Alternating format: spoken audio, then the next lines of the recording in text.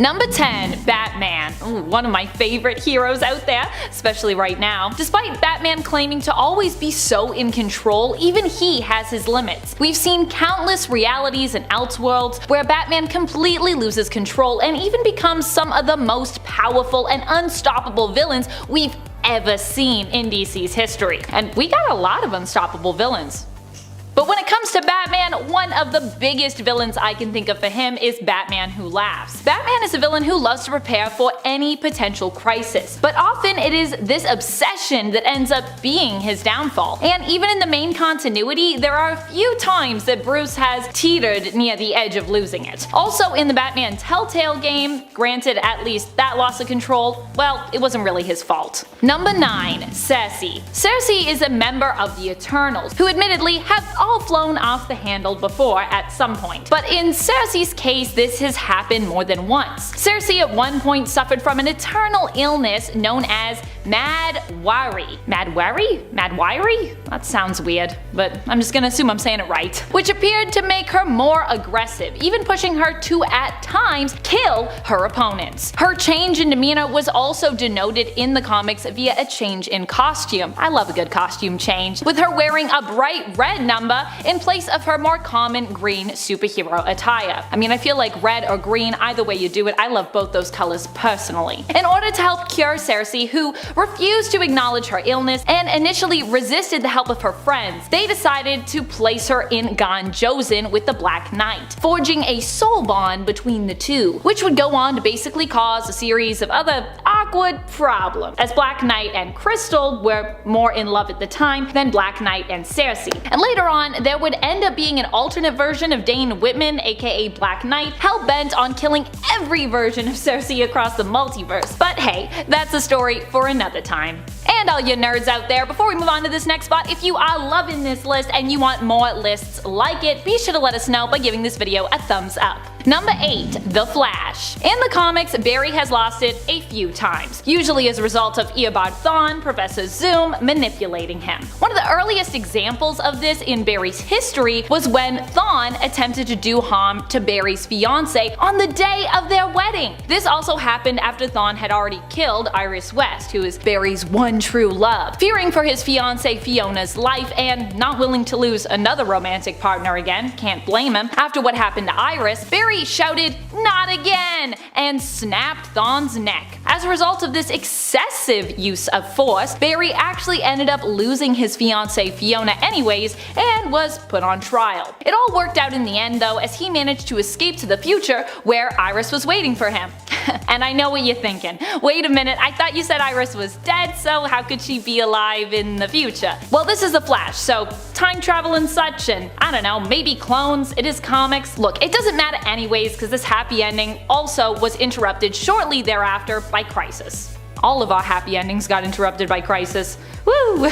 Number 7. Storm. Now granted, this one wasn't really Storm's fault, or her intention, but was more something that happened as a result of people preying on Storm's intense claustrophobia, or at least her past claustrophobia, as I think Storm actually managed to move past those fears in recent years, and she no longer really is affected by them in the same way. However, at that time, Storm was severely claustrophobic, so when she ended up being encased in a sort of skin-tight chrome casing, she lost it. I mean, I would lose it too if someone put me in a chrome casing. Doesn't sound very comfortable. Storm appeared to threaten the world over with a massive storm while under duress. The X-Men managed to eventually get through to her and calm her down, which was fortunate as her power levels at the time were compared to the Phoenix. That's how scary Storm losing it can be. That's how scary Storm can be in general. Not a hero you want to push past the brink or, you know, piss off. Just respect Storm. I think that's fair. I think we can all respect Storm, yeah? Number 6. The Flash.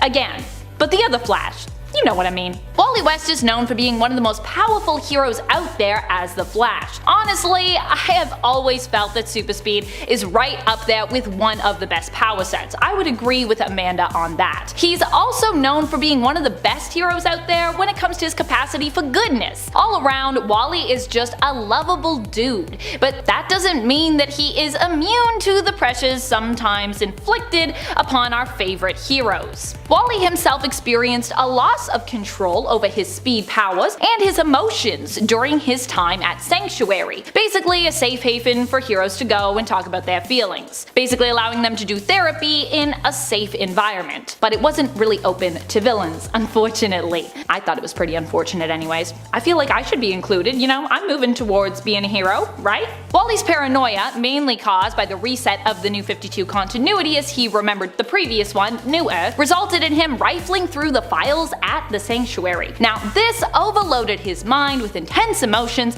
and basically resulted in him losing control, killing tons of heroes who were present at the time accidentally. Wally attempted to make things right while initially hiding what he'd done, making Booster Gold and myself, Harley Quinn, seem like the likely suspects. But it wasn't us, we didn't do it. But eventually, Wally would also come clean. And this also all went down in Heroes in Crisis. So many crises. We really love our crises over at DC, don't we? Number 5. Scarlet Witch.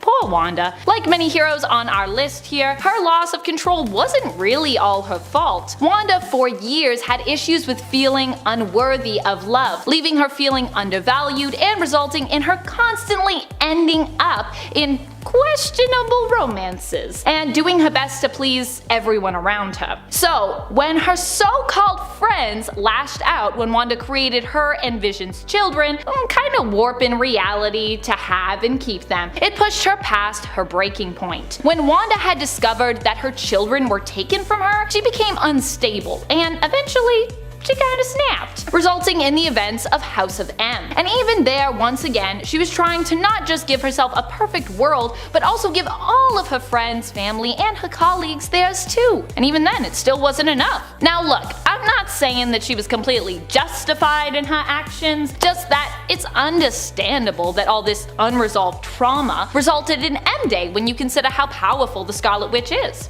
Unresolved trauma is a huge problem, especially in comic books. If you have some unresolved trauma, it's definitely gonna mess you up. Number 4. Sentry. Sentry is a hero who is known for being one of the most powerful and yet one of the most unstable around. He basically was losing it from pretty much day one. While Robert Reynolds invented a story where he was a voluntary test subject who was chosen to receive the Golden Sentry Serum, in reality he was a drug addict looking for a fix who stumbled upon it while breaking into a lab one night. At this point he was already struggling mentally, and so when he became the Sentry, he also became the Void, with his heroic persona also suffering from his dissociative identity disorder. It was also implied that Mastermind made this worse or potentially unleashed this whole thing, but the reality is Robert Reynolds had struggled since the beginning, so it's more likely that Mastermind simply made things just even worse when it came to Bob's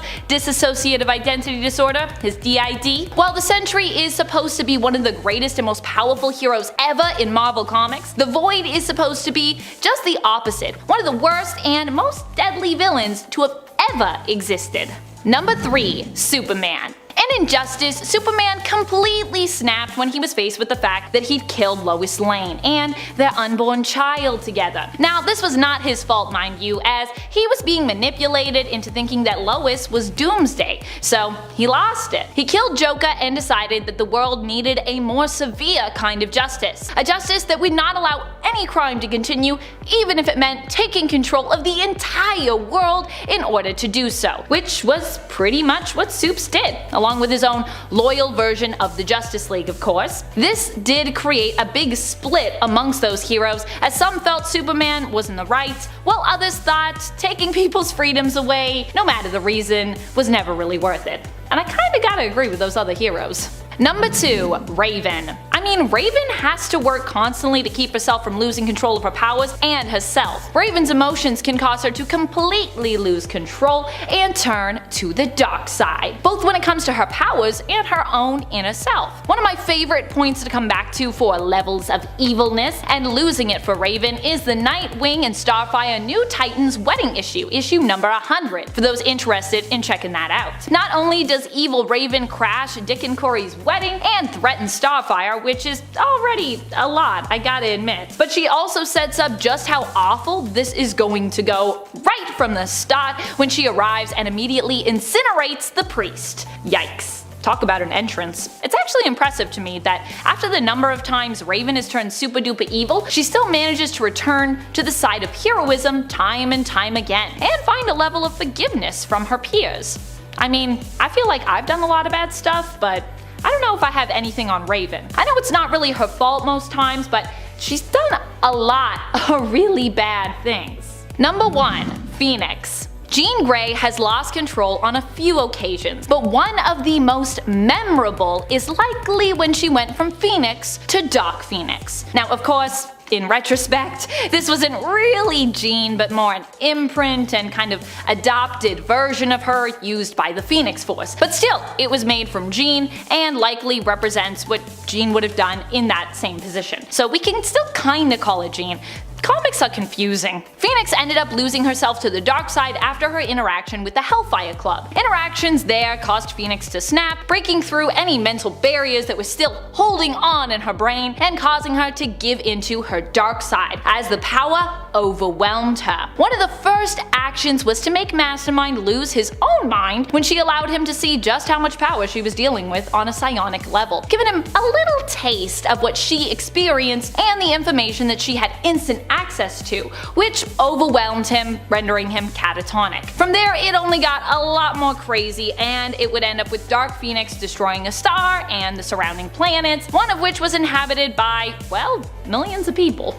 And it 10, Psylocke. During the follow-up to the original Contest of Champions story, a seemingly peaceful group of aliens invited the heroes to battle each other and showcase their abilities, with the reward being new tech for all of Earth. In reality though, this was the plan all by the Brood to drain the powers of Earth's greatest champions and then pump them into Rogue, who at the time was carrying the Brood's queen's consciousness. In this competition though, Iron Man was put up against Psylocke. Luckily, Iron Man had built some dampeners into his suit in an effort to limit psychic attacks. However, Psylocke was still able to create the illusion that she was Lady Mandarin once more, and she got the upper hand on Tony for a hot minute before eating it and then getting destroyed by the gold titanium alloy man. And at 9, Falcon. Falcon is an excellent flyer, and in Captain America's third MCU title movie, he is shown as quite the pro pilot, dodging and being able to keep pace with both Iron Man and War Machine, even breaking away a few times, once with the aid of Hawkeye and Ant-Man. However, when the chips are down and we're on the ground, Iron Man certainly has the upper hand, as he demonstrated in the brief moments when Falcon dodged Vision's beam and caused it to hit Rhodey's arc reactor, causing him to plummet hundreds of feet and screw up his legs. And you know, since they're still the good guys, Falcon goes up to check on Rhodey and see if he's okay, but Tony blasts him and knocks him to the ground with one single blast. I have to be honest, it counts, but it's still funny as hell. I love that scene.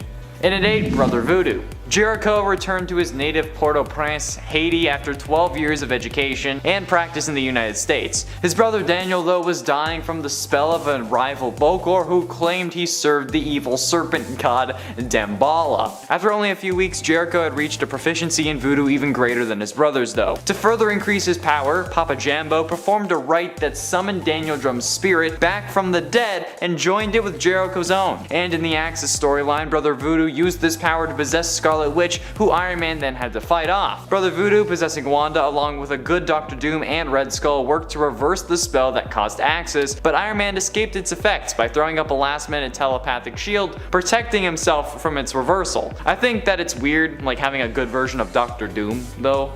I mean, Doom is literally in his name, but okay. Iron Man still technically won then, just saying. And at 7, Magneto. Yes, at the time of the battle of Iron Man and Magneto, Magneto was on the up and up, and as far as I'm aware, currently is. During Avengers vs. X-Men number 2 from 2012, the Avengers engaged the X-Men on their island home Utopia to get their hands on Hope and stop the coming threat of the Phoenix. This issue, among other interwoven ones, showed various Avengers facing off against mutants like Cyclops and Emma Frost, and Magneto and Iron Man going toe to toe. Which seems to be absolutely easy cheese given Magneto's control over metal, but Tony knew about this and had a suit composed of carbon fiber tubes, as well as studying magnetism in his free time, because why not? So in a moment of distraction when Magneto realized what the Phoenix would actually bring power-wise, Tony managed to land a final blow and knock him from the sky. I mean, sure, Magneto had a moment of distraction that allowed Tony to win, but half of the fight is staying mentally in the fight. You fight with your skill and your mind, and Magneto dropped it. And at 6, Iron Man. In the Avengers crossover known as The Crossing, Iron Man beat himself. Yeah, that's not even the crazy part though. The big hook in this storyline is that many years ago, Kang came back in time and basically brainwashed Tony Stark in the early days of the Avengers. You might ask, what? And then you might ask again, seriously, bro, are you serious? And then another question of, if Tony Stark had been under Kang's control for all these years, why didn't Kang use Tony to help him any of the times that the Avengers actually had beaten Kang? And the answer to that is, of course, we have no f***ing idea. And then there was another bad idea that was thrown into the mix. The notion that Kang only turned to Tony after Hank Pym didn't actually fall for his mental tricks, which is why Hank has mental problems. Yeah, until one faithful team member had the genius idea to go back in time to get Tony Stark before Kang had brainwashed him, and then have that Tony fight against the older Tony. Tony actually ends up nearly killing his younger self, but hey, Iron Man won against Iron Man. Even if it was inevitable that an Iron Man would win, it's good enough for this list, damn it. Coming in number 5, we've got Shazam. What? Shazam? The closest thing to Superman we've got without getting Superman. Who's gonna beat him in a fight? I suppose you can't necessarily count on him to be at 100% mental fortitude though, considering that underneath all of that ancient magic and musculature, there is a 15-year-old with a strong heart. There's a lot that goes on in a teenager's brain that might cause him to make some bad decisions, you know? Like in the case of Shazam versus Harley Quinn, for example. Quinn tosses a hammer at Shazam, who seems to think it's gonna be an easy fight. He has the strength and reflexes to deal with that hammer no problem. But here's the thing, he keeps talking to Quinn after he catches the hammer and doesn't really do anything with the wayward weapon. So what happens next? The hammer explodes. Oh boy. Shazam, you could have won the fight, but you didn't. Coming in number 4, we've got Iron Man. Oh Tony, if only you were better at getting along with people. All throughout Iron Man's history, Tony Stark has been a bit insufferable. Although he's a super genius with a heart of, well, maybe not gold, but something like it, he tends to rub people the wrong way. So even if he manages to defeat plenty of supervillains and keep the world safe, he's still got some other stuff to contend with. From time to time, he'll do something that really makes another hero mad, and that hero might decide to fight Iron Man. And in a lot of these cases, Iron Man doesn't fare all that well. Like, he's lost to pretty much every mainline Avenger at some point, from Spider-Man to the Hulk to Thor to even Black Widow. It's tough when you paint such a big target on your back, but I'm sure he understands. Coming in number 3, we've got Jean Grey. To be immensely powerful. Too bad the world isn't fair and something can always go wrong. Take Jean Grey for example. Telekinetic and telepathic powers beyond compare, a connection with the powerful cosmic entity the Phoenix, a bunch of awesome mutant pals. What could be better? Well, not experiencing a terrifying magnetic aneurysm, I guess. Yeah, that did not turn out too well for poor Jean Grey. After discovering that their new member Zorn was actually Magneto in disguise, the X-Men jumped into action. This did not prevent Magneto from releasing an insane wave of magnetic energy, absolutely wrecking Jean's brain though. Unfortunately, there was nothing she could do about it and she perished almost instantly. Yikes. Coming in number 2, we've got Captain America. Now the tables have turned a little. We talked about Iron Man having a tough time stacking up against his longtime pals a little earlier, now is his time to shine. In Civil War, we see Captain America and Iron Man get into a bit of a kerfuffle, and by bit of a kerfuffle, I do mean brutal brawl with all sorts of stuff on the line.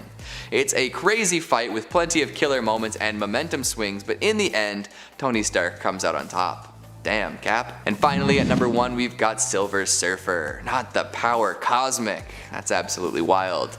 This Herald of Galactus is one of the most powerful ones going, and has strength beyond compare. He can harness immense energy from the universe and channel it in different ways. On most days, barring insane divine intervention or other heroes becoming ludicrously overpowered, he's unstoppable, a force to be reckoned with. However, there have been entities that fought with Silver Surfer and came out on top. Doesn't happen often, but it isn't totally impossible. There's the wild bit from Marvel Zombies that sees this cosmic power get taken down, and there are even a few non-zombie runs where he's taken down a peg. Adam Warlock knocked him out to prevent Silver Surfer from joining a fight against Thanos. Oh, and at some point Deadpool gained the powers granted to Heralds of Galactus too, which was very interesting. Made for a good fight, that's for sure.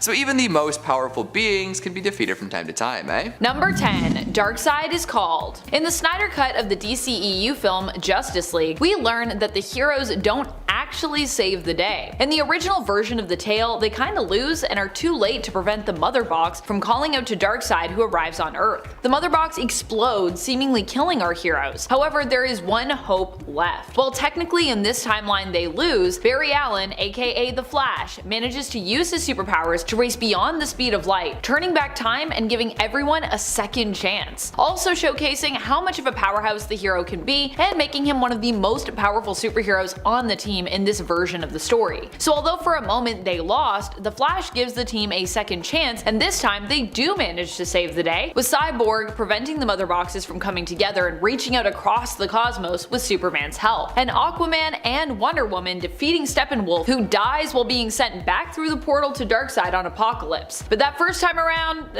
they all likely died. Number 9. Captain Britain vs. Iska. The Ten of Swords tournament, or the Otherworld tournament, was not what many expected, especially when it came to how poorly our friends over on Krakoa did. I mean, after all, they were supposed to be the heroes in this event, as they faced off against their villainous mutant brethren of Arakko, who were also under the influence of the Amenthi demons led by Annihilation. And it all started with Krakoa's ability to lose hard on that very first battle in this story. I don't know about you, but I was pretty shook after reading that first fight when I was reading this as it was all coming out. The fight went down between Captain Britain, Betsy Braddock, representing Krakoa, and Iska the Unbeaten, a champion of Arakko. The fight lasted 4 pages, and Betsy was swiftly and easily defeated by Iska, with both her sword and herself being shattered into pieces. And friends, before I move on to this next spot, if you are loving this list and you want to show some support for us over on another platform, head on over to Facebook where you can give us a like, a follow. We really appreciate it when you do, and we have lots of exclusive content coming your way over there, so yes. Number 8. A League of One. Superheroes don't always lose to supervillains in the comics. In the case of the JLA story A League of One, this time around the League is actually defeated by one of their own, Wonder Woman. However, Wonder Woman doesn't do this to actually cause them harm or kill them, but simply to get them out of the way. This is because the League is facing a dragon, and there's basically a prophecy surrounding that fight that it will cost the band of heroes their lives. Wonder Woman not only manages to defeat the League, even disposing of Superman, who she weakens and then sends on a mission to save the others who she's left in danger, but also does manage to sidestep her doomed fate.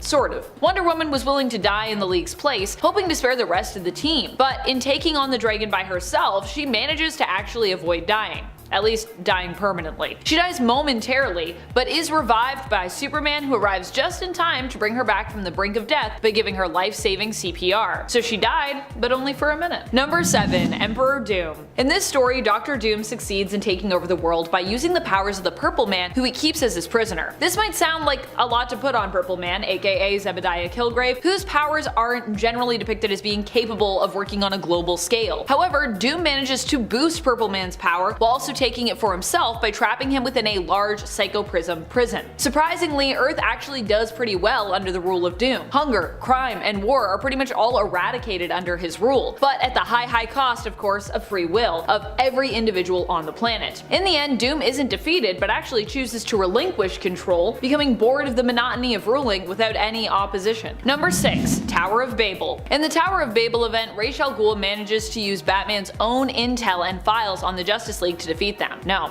really. Batman, being the prepared and paranoid man that he is, basically is revealed to have kept files on each member of the Justice League, noting their weaknesses and also containing contingency plans for how to best defeat them should they ever turn to the side of evil. Ra's gains access to Batman's systems and is able to retrieve these detailed files and plans via his daughter Talia. He uses this information to take on and defeat all members of the Justice League, even managing to seemingly distract Batman by robbing the graves of his parents. In the end, the Justice League recover and win the day, but they are none too pleased with Batman, whose secret intel in essence almost single-handedly allowed Al Ghul to destroy the whole team. Number 5. Days of Future Past. In the Days of Future Past reality, Sentinels rule over North America. Here, many mutants are eliminated with only a few managing to survive, but still with many of them being kept in camps where they are worked until they die and are branded with an M tattoo on their face, so they will forever be recognized as a lowly mutant, unable to escape prosecution. Even many superheroes heroes have been killed in this reality of Earth 811 because they attempted to protect mutants and put a stop on the Sentinels' reign, which also made them targets. One of the main reasons why the Sentinels are successful in taking over in this story is because of the deaths of Senator Robert Kelly, Professor Charles Xavier, and Moira McTaggart, who were all killed by the Brotherhood of Evil Mutants. Number 4. Death of the Justice League. The Death of the Justice League has kicked off as of issue 75 of the current Justice League series, which started back in 2018, and wow, it is rough.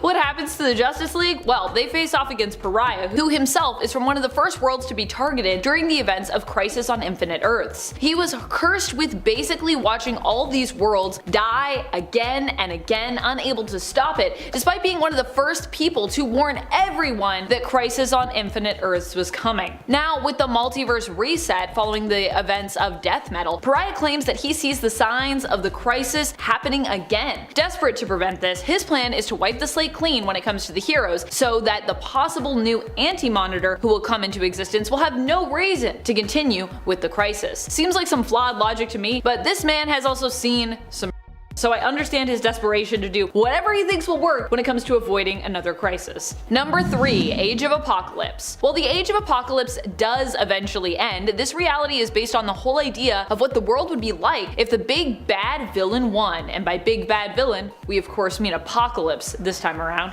Which is precisely what happens here. These events are actually all set into motion by Legion, who accidentally causes the death of his father, Professor X. Legion traveled back in time with a plan to kill Magneto, but Professor X shields Magneto against Legion's attack, dying instead in his place. Apocalypse ends up attempting to take over the world earlier on in his timeline in this universe, the AOA reality of Earth 295. Magneto is the only one who attempts to oppose Apocalypse, and as such, En-Sabah is mainly successful in his attempt for world domination. Apocalypse would oppress humanity, seeing superpowered beings as superior, and it would be many years before his reign of terror was ended. Number 2. Final Crisis. Which actually apparently wasn't so final, as we have another crisis headed our way now, known as Dark Crisis. But regardless of whether or not it was actually final, Final Crisis was definitely a bad time for Earth. In this story, Darkseid actually succeeds in obtaining and releasing the anti-life equation on Earth. He puts it on the internet where it can be easily seen and then spread. Those who see it basically lose their will to live, becoming enslaved to Darkseid and his will, instead of having their own. Well, in the end, the heroes do manage to break free from the influence of Darkseid and the anti-life equation, defeating Darkseid in the end with a Radion bullet. Darkseid still manages to enslave all of Earth and many of its heroes, for a time being seen as the victor. Number 1. Life 9 of Moira X. Well, this life in the end seemingly gave mutants the information needed to beat the rise of the Sentinels and of AI, it also was a world where they had lost much. If anything, it actually set the stage for the reset of Moira's 10th life, where mutants supposedly won. However, even that victory would be revealed to be more complicated, as Moira's true motives were revealed during the events of the 2021 Inferno series, and it turns out her motives were actually to kinda end mutant kind in a nicer way. Still, just taking this world and this continuity as it is, the mutants here have almost all been exterminated. In this life, Moira joined forces with Apocalypse in an attempt to make a final stand against the all-powerful Nimrod. They would not be successful in killing Nimrod, who had killed so many mutants and had also worked to oppress the humans as well. They would only manage to retrieve the information on how and when the Nimrod came to be, allowing them to succeed, hopefully, in Moira's 10th life, where she and mutant kind had failed in her 9th. However, we also know that that didn't really work out because Nimrod does exist in her 10th life, so basically are the mutants kinda screwed? I think maybe they are. Kicking off the list at number 10, The Man of Steel, Superman. Superman Batman Volume 1 Issue 44. The Strange Favor storyline begins with a movie shoot. How exciting, I wonder what they're filming. Well, they're filming a Superman Batman movie called World's Finest, which has a pretty good ring to it. I'm already intrigued. It feels like Tropic Thunder almost at first. These other guys are playing these superheroes. Batman's being played by a former Bond actor in that universe, Jason Wish, and he's going for it. His eyes are all watery, he's explaining this made up origin, and Superman offside, like the Superman and the Batman, are watching them film from afar, and Batman isn't really into this whole idea. He doesn't like how they don't know his true story, and now they're just making stuff up. But Superman reassures them that it's only because they're interested in the mysterious bat. Out of nowhere, Livewire comes in, who's almost as evil as LimeWire. almost. And then she takes Jason as hostage, demanding that she receives half of his $12 million pay, which is a pretty big chunk of money. Robert Pattinson's only getting $5 million for the next Batman, but he's getting 20 for Batman 2, so it's okay. So the Superman flies down and intervenes, and then he gets surprised when the prop kryptonite on set gets blasted with electricity and in turn explodes, leaving pieces of Superman's only weakness stuck in his face. I love how they have real kryptonite on set. That's good, that's commitment. It's like when they use real bones instead of props in the original Poltergeist movie. What could possibly go wrong, right? Number 9, the Wasp. We'll get the appetite going right off the bat here. Okay, Janet Van Dyne, aka the Wasp, first appeared in comics in Tales to Astonish issue 44. Genetically engineered by Dr. Hank Pym, Ant-Man, with the help of Pym particles and biosynthetic wings, now Janet was one of the founding members of the Avengers. Not too shabby. She could generate bioelectric blasts from her hand, knocking down even the fiercest of foes. But when the Blob gets a hold of her in the Ultimatum storyline, her sting just wouldn't cut it. The story comes from the Ultimates, which is already just a darker take on all of our characters and all those stories, and in it we see Earth's mightiest meeting their violent end. As for the Wasp, during the flood in New York City, she ended up being separated from the team, and when they finally found her, it was too late. She had become a midnight snack. Hank decides to get payback in a similar manner. Giant Man then grabs the Blob and Ozzy Osbourne's his head right off. Payback is gross, but necessary. And before we continue on with this list, let's brighten the mood a little bit. Maybe go and hit that thumbs up. I don't know, get some spirits back to normal. Also, it helps the channel out so much. You're the best. Thank you so much. Back to this dark list. Number 8, Batman. Coming from the 1993 Batman Nightfall storyline, we get to meet Bane in a terrifying way. He literally broke Batman. The Beast started by making Batman's worst day come to life as he freed every villain in Arkham Asylum, so now Batman's gotta try and round up all those psychopaths, which is already exhausting, and Batman's weaker now, mentally and physically. And when Bane goes to the Batcave because yes, he knows Batman's secret identity, he beats Bruce down, and when the moment is right, he lifts the Caped Crusader above his head and drops him down onto his knee, breaking his back. Now this was a huge moment in the comics. When Batman goes down for the count, the mantle was then passed along to Azrael. And we just broke down a bunch of alternate versions of Batman in the last week or two, so make sure you go and check out one of those 3 lists as well after you're done here. Batman has had quite the run in comics. Interesting time. Number 7, Spider-Man. Coming in hot from the Amazing Spider-Man 700.3, The Black Lodge Part 1. We open in Queens, New York. It's past 2 in the morning. Peter is regretting having seconds at Aunt May's. He's just trying to go home, but now he's got to go face to face with Firebrand. Peter even realizes that already this fight has gone on for too long. Usually this would be a piece of cake, but Peter ate too much cake. He was actually too full. He was tired. Now this is tedious. And then when Firebrand gets a hold of Peter's neck, it really starts to hurt. Firebrand unloads everything that he has, and then he sees Peter's suit start to melt and then rip apart. It's actually really brutal and pretty gory. By the time help arrives, he's unrecognizable. The cleanup crew literally thinks he's another supervillain. They're like, get him out of here, this burnt, crispy man. Firebrand 2.0, whoever you are, bye. Peter received 3rd-degree burns on 80% of his body. Aunt May, where's the aloe? We need some aloe stat. Number 6, the Hulk. Mark Millar's Old Man Logan begins in Volume 3 of Wolverine at issue 66, and this is now a future where supervillains have won. Sads. Hulk and She-Hulk had kids. Weird. The Hulklings, who would beat the crap out of you if you didn't pay rent, because basically everybody had their own territory, so Logan had to pay up. Hawkeye, who is also much older and now also blind, needed Logan's assistance to get across the country and deliver a secret package. This was a way Logan can make some of that rent money, so perfect, let's do it. Now when they get back from their trip, things have progressed in an awful way. Hulk Gang took out Logan's entire family because, well, they were bored, of course. They're a little messed up in the head if you didn't already piece that together. So Logan dishes out some payback. No more games, no more talking. Logan's here to now get this done. Logan gets Banner right through the old chest plate, but we all know what happens next. He freaks out, he hulks out rather, and then he eats Logan. If you can't beat him, eat him, I guess. Now you'd think this would for sure be the end of it, but that's when Logan pops out from inside Banner. After what's gonna happen to Wolverine near the end of this list, it's nice to see him come out on top, or just come out of a body in general, that's fun. Number 5, Jason Todd. Of course this is going to be on the list. A Death in the Family is a 4-part storyline written by Jim Starlin and published in 1988. It contains perhaps one of the biggest, darkest moments in DC Comics history because we see the Joker beat the second Robin, Jason Todd. And when I say beat him, I mean he beat him with a crowbar and then used an explosive for good measure. He was a goner, for sure. And also, it was your parents' fault. Pause this video, go yell at them, come back, like it, click play. Yeah, DC left it up to readers how this story ends for Robin. Nowadays, fans are coming together on Twitter to see director cuts of movies that haven't even been released yet. So it's a little better now. We have a bit more of a squad. The actual beatdown, of course, is awful, but emotionally, the Joker destroys the boy Wonder as well. He used Jason Todd's birth mother, he blackmailed her in order to get closer to Jason, and it worked. Betrayed by his birth mother, and then the Joker too killed her. Double whammy, triple whammy.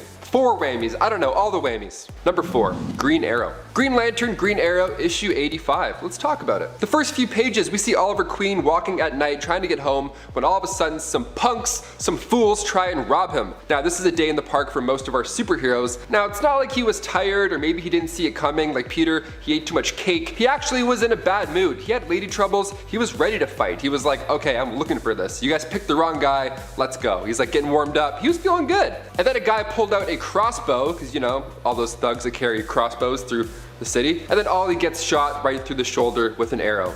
Irony at its finest. Number 3, Green Lantern. Now this one comes from Justice League issue 5. It's been referred to as the Punch since. In this comic, Batman comes in to take over the Justice League International, and Guy Gardner, Green Lantern, doesn't share the same enthusiasm as the rest of the team. For more than one issue, he makes it very clear that he doesn't like this new leader. So naturally, this conflict was growing, and although Batman was obviously a better fit for the role, he challenged Batman to a fight without the use of his power ring, and then Batman proceeded to knock him out with one punch. Of course, he's Batman, and without the ring, you're just a guy. You're just a regular Guy Gardner. Blue Beetle even jumped up. He got pumped, and he started yelling, one punch, one punch, one punch, just adding insult to injury, literally. This is a great moment, an even greater lesson, but Green Lantern getting knocked out by a human punch shouldn't have happened in the first place. Don't start fights you can't win without the only thing that makes you win those fights. I don't know, just my advice.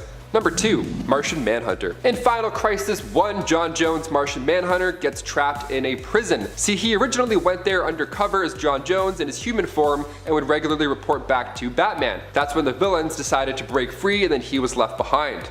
It's not looking good at this point, because Human Flame had now given the villain Libra instructions to kill Martian Manhunter. So Libra went and he did so. He stabbed Martian Manhunter with a staff right in front of the entire staff, the entire secret society of supervillains, and then upon his death he returned back to his Martian form, and in his final moments he still managed to send that message back to the Justice League. Not even death will stop this guy's plans. The Justice League held his funeral on his home planet, Mars, with Superman giving the eulogy. His final moments were expanded on in the Final Crisis Requiem storyline, teaching us more about his homeworld and the inhabitants of it. You can find this in Justice League Volume 2 in issues 6 and 7. And finally, number 1, my personal favorite, Wolverine. I mentioned Wolverine getting something bad. This is it. Now we're going to talk about it. This next one comes from Punisher Volume 6, Issue 17, appropriately titled Aim Low, written by Garth Ennis. So we find Wolverine with his face, well, without a face. His face is gone at this point. He got his face blown off by the Punisher, and you'd think that would be pretty bad, but it of course gets so much worse. Frank Castle fixes his aim a little bit lower and then pulls the trigger, reassuring Logan that they'll grow back. Frank was trying to get Wolverine out of the way, and this put him down for a bit, definitely, but he's still not out for the count just yet. Never turn your back on the knucklehead. Wolverine is literally crawling towards the Punisher now. He's like, shoot me, bomb me, cut me up, I don't care, I'm just gonna keep coming at you. Well, it's kinda hard to move when there's a steamroller on top of you, no? The fact that he did it slowly too, starting with the feet and then slowly moving it up to his head and then putting it in park when it was on his head, I can't even fathom what this would feel like. I can't pull a hangnail some days. Like a steamroller, what kind of Austin Powers way to go out is that? Coming in number 10, we've got The Thing. The beefiest, brawniest, burliest, surliest member of the Fantastic Four doesn't often lose in a battle of might. Wits could be another thing, and when it comes to speed and timing, things could end poorly too. But on most days, there isn't going to be anyone stronger than Benjamin Grimm. After being hit with some wild cosmic rays, his body underwent some crazy changes. His skin became rough and rock-like, taking on an orangey hue and becoming near impenetrable. His toughness and density are through the roof, making him very hard to hurt. Along with his inbuilt armor, he also has a whole lot of additional wicked physical traits. Based on strength alone, he's one of the most powerful characters going. In fact, most consider him a consistent and classic rival to the Hulk. Incredible stamina, durability, and sensory adaptation round out his legendary bulk, and he technically is immortal if he chose not to revert to his human form every year. He doesn't age, can't really get hurt, and packs quite a wallop. In fact, after standing toe to toe with the mighty Green Mutant many times, the Thing has indeed definitively won against the Hulk before. So how does he manage to lose a fight? Well, you can't win them all. When the Hulk heads to New York to get revenge on the Avengers, the Fantastic Four is waiting for him. Ben Grimm hops out in front and takes on the Hulk, and the battle is pretty evenly matched. However, at the end of the massively destructive fight, the Hulk reigns supreme. The Thing collapses, totally wiped, and the Hulk is able to move right along. Dang, and we thought that incredible stamina would go on forever. Maybe next time, right? Coming in number 9, we've got Mark Grayson. This one's a bit of a bummer, don't you think? A burgeoning young hero getting his beat by his own father. The father that seemed to promise to protect the Earth from any threat? Such is the life of a Viltrumite. Mark Grayson, aka Invincible, was just getting a handle on his powers. He'd realized how strong he truly could be, but his dad, Omni-Man, was definitely stronger. But that's not too big a deal, right? Papa Nolan is gonna stick around and defend the Earth too, yeah? Teach Mark the ways of being a hero, maybe hit some sweet dance moves to a song called Hot Milk. Wrong. Omni-Man is actually evil and looking to conquer as many planets as possible. Damn, dude. When Mark attempts to stop him after he kills a plethora of supers, Omni-Man lays an absolute beatdown on his son. It is super brutal, my goodness. Coming in number 8, we've got John Stewart. One of Earth's Green Lanterns, John Stewart is blessed with all the powers one would expect. As leader of the Green Lantern Corps and a member of its honor guard, he's quite the formidable fighter. Renowned for his sharpshooting and building skills, not many can hold a candle to this hero. However, he isn't perfect, and all of the powers in the world won't help you if you get too cocky. The classic tale of human hubris. Nobody's immune to it, no way. While working with Martian Manhunter to contain the anti-life equation, they realized they'd need to save the planet of Xanshi. The folks there were slowly being poisoned, and to make matters worse, the planet was laden with bombs that were set to blow. John, thinking that he was super powerful and unstoppable, decided to fly an injured Martian Manhunter to safety before heading down solo. Guess what though? The bombs were yellow. You know, the one color that renders a Green Lantern useless. So all he could do was get the hell out of Dodge, leaving Xanshi to an explosive doom. Damn. Coming in number 7, we've got Nightcrawler. Most folks like living life without a gaping hole in their chest, but most folks also can't teleport around in the blink of an eye. It's a tough world for a teleporting superhero, especially one with a drive to help as many people as possible. Nightcrawler, being a genuine hero, puts his life on the line and pays the price. In a future where there are no more mutants thanks to a lovely spell cast by Scarlet Witch, only one hope remains. Incidentally, this hope comes in the form of a mutant girl named Hope. Subtle. When Bastion, a super advanced Sentinel from the future, comes back to kill Hope, Nightcrawler gets in his way. Unfortunately, in the way also means that the Sentinel's arm is right through Nightcrawler's chest. Oops. In a last-ditch effort to keep Hope alive, Nightcrawler uses all of his strength to teleport her away from the murderous machine. Once he completes that task, he runs out of fuel and dies. Coming in number 6, we've got Eric O'Grady, and this one is painful. Eric O'Grady, one of the least lovable Ant-Men, lived his life like a bit of a loser. However, he was still indeed Ant-Man, with all of the powers that came along with the title. Plenty of potential there, that's for sure. And even though he was no saint in life, he was definitely a hero in death. Somehow a child fell into the clutches of the Descendants, a group of artificially intelligent super cyborgs. They may look human and act human, but they definitely aren't. And this is proven when they delve deep into the depths of cruelty and stomp poor Eric to death. He saved the kid, but was unable to come away with his own life. Ouch. After being reduced to a bloody pulp, the cyborgs also took his likeness and created a new Ant-Man, one that would infiltrate his old team and betray them at a critical junction.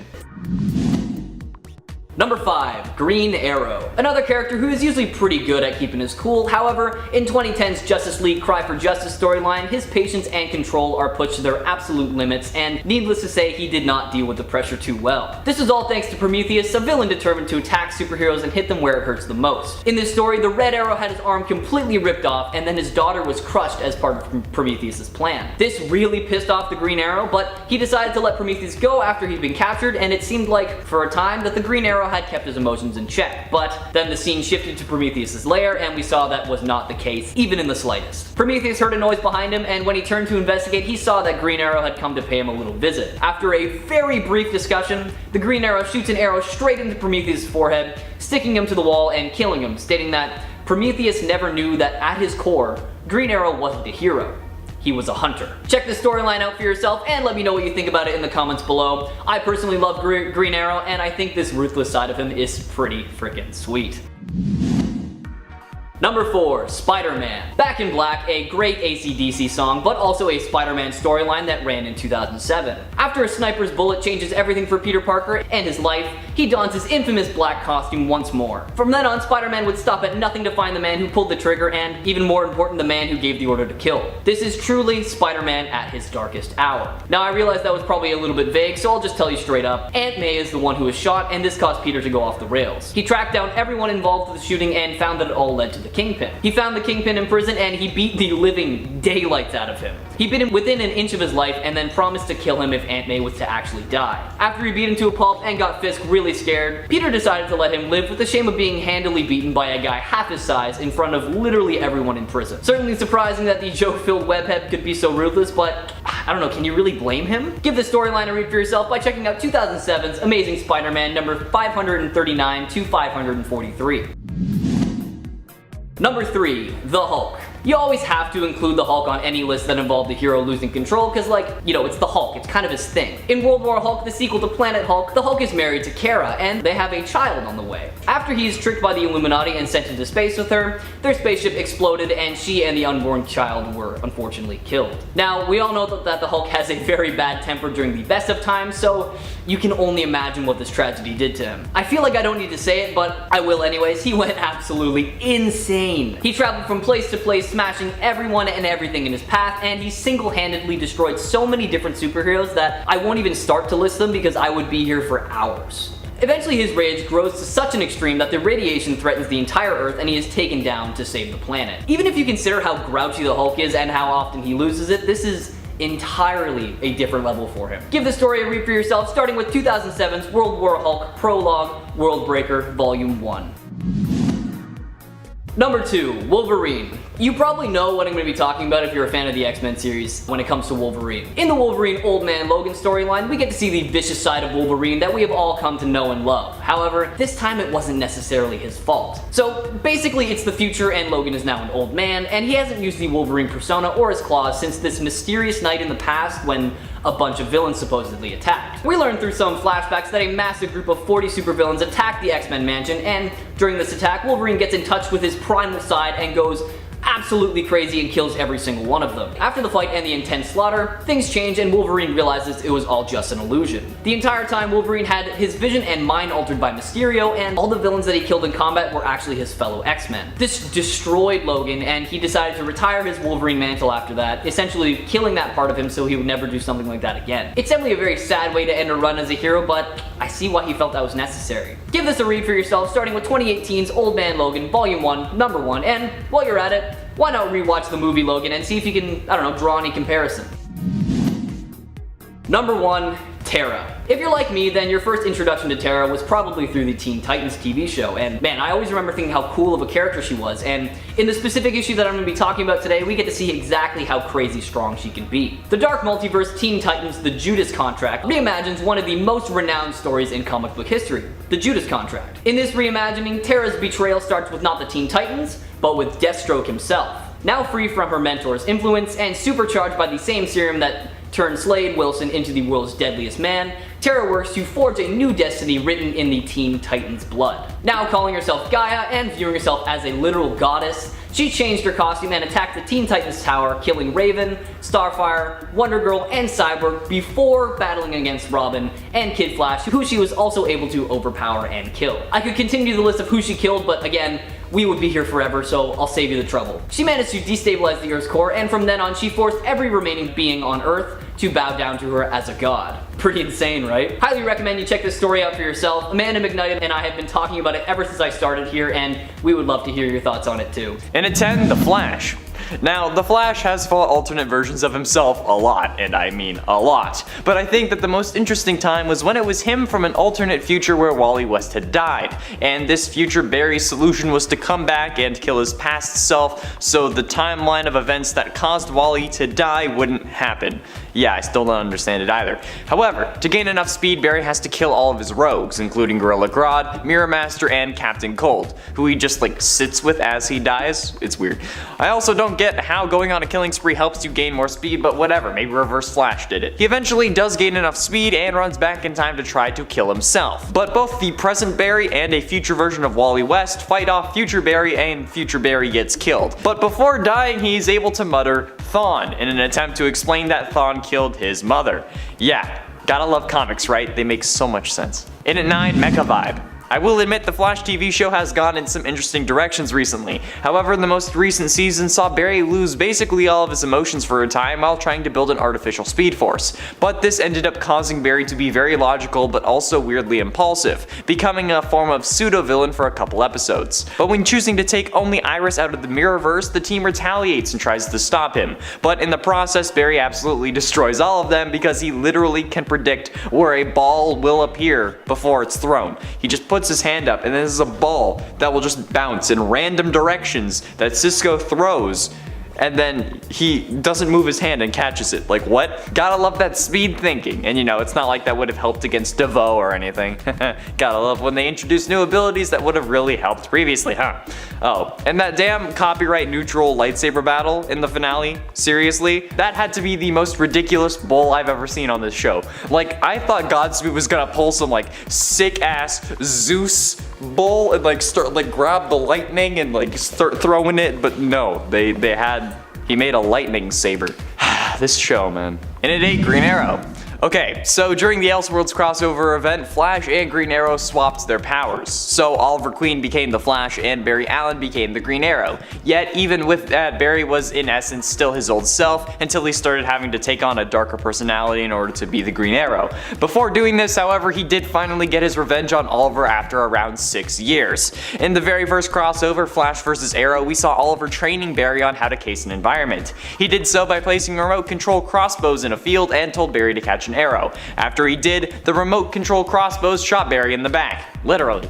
Barry, however, got his revenge in Elseworlds where he did the same thing to Oliver on Earth 38, when training Oliver on how to use his speed. I don't know how he got the bows there, because like, I mean, it was another Earth, but it still counts. He also beat the Amazo robot after it had gained the abilities of Green Arrow among others, so that certainly counts as well. And at 7, Other Flashes. When Wally goes berserk and starts killing other speedsters, you know it's gonna be an interesting issue. Yeah, in the Future State storyline, we see some Flashes including Jay Garrick, Barry Allen, and Max Mercury fighting off various thugs with blasters, swords, and futuristic torpedo grenades. But one of the speedsters gets injured and they have to retreat. They later, for some reason, get inside each other's dreams and end up in some psychic plane of existence where Wally ends up finding them somehow. It also seems to be like a version of Wally that's also Black Flash, or like maybe it's Black Flash disguising, I don't know. Either way, this version of Wally absolutely rips through the entire Flash family, feeding on their psychic forms, and honestly, that's enough for me to put it on this list, so just because like I don't want it to happen to me. And at 6, Kid Flash.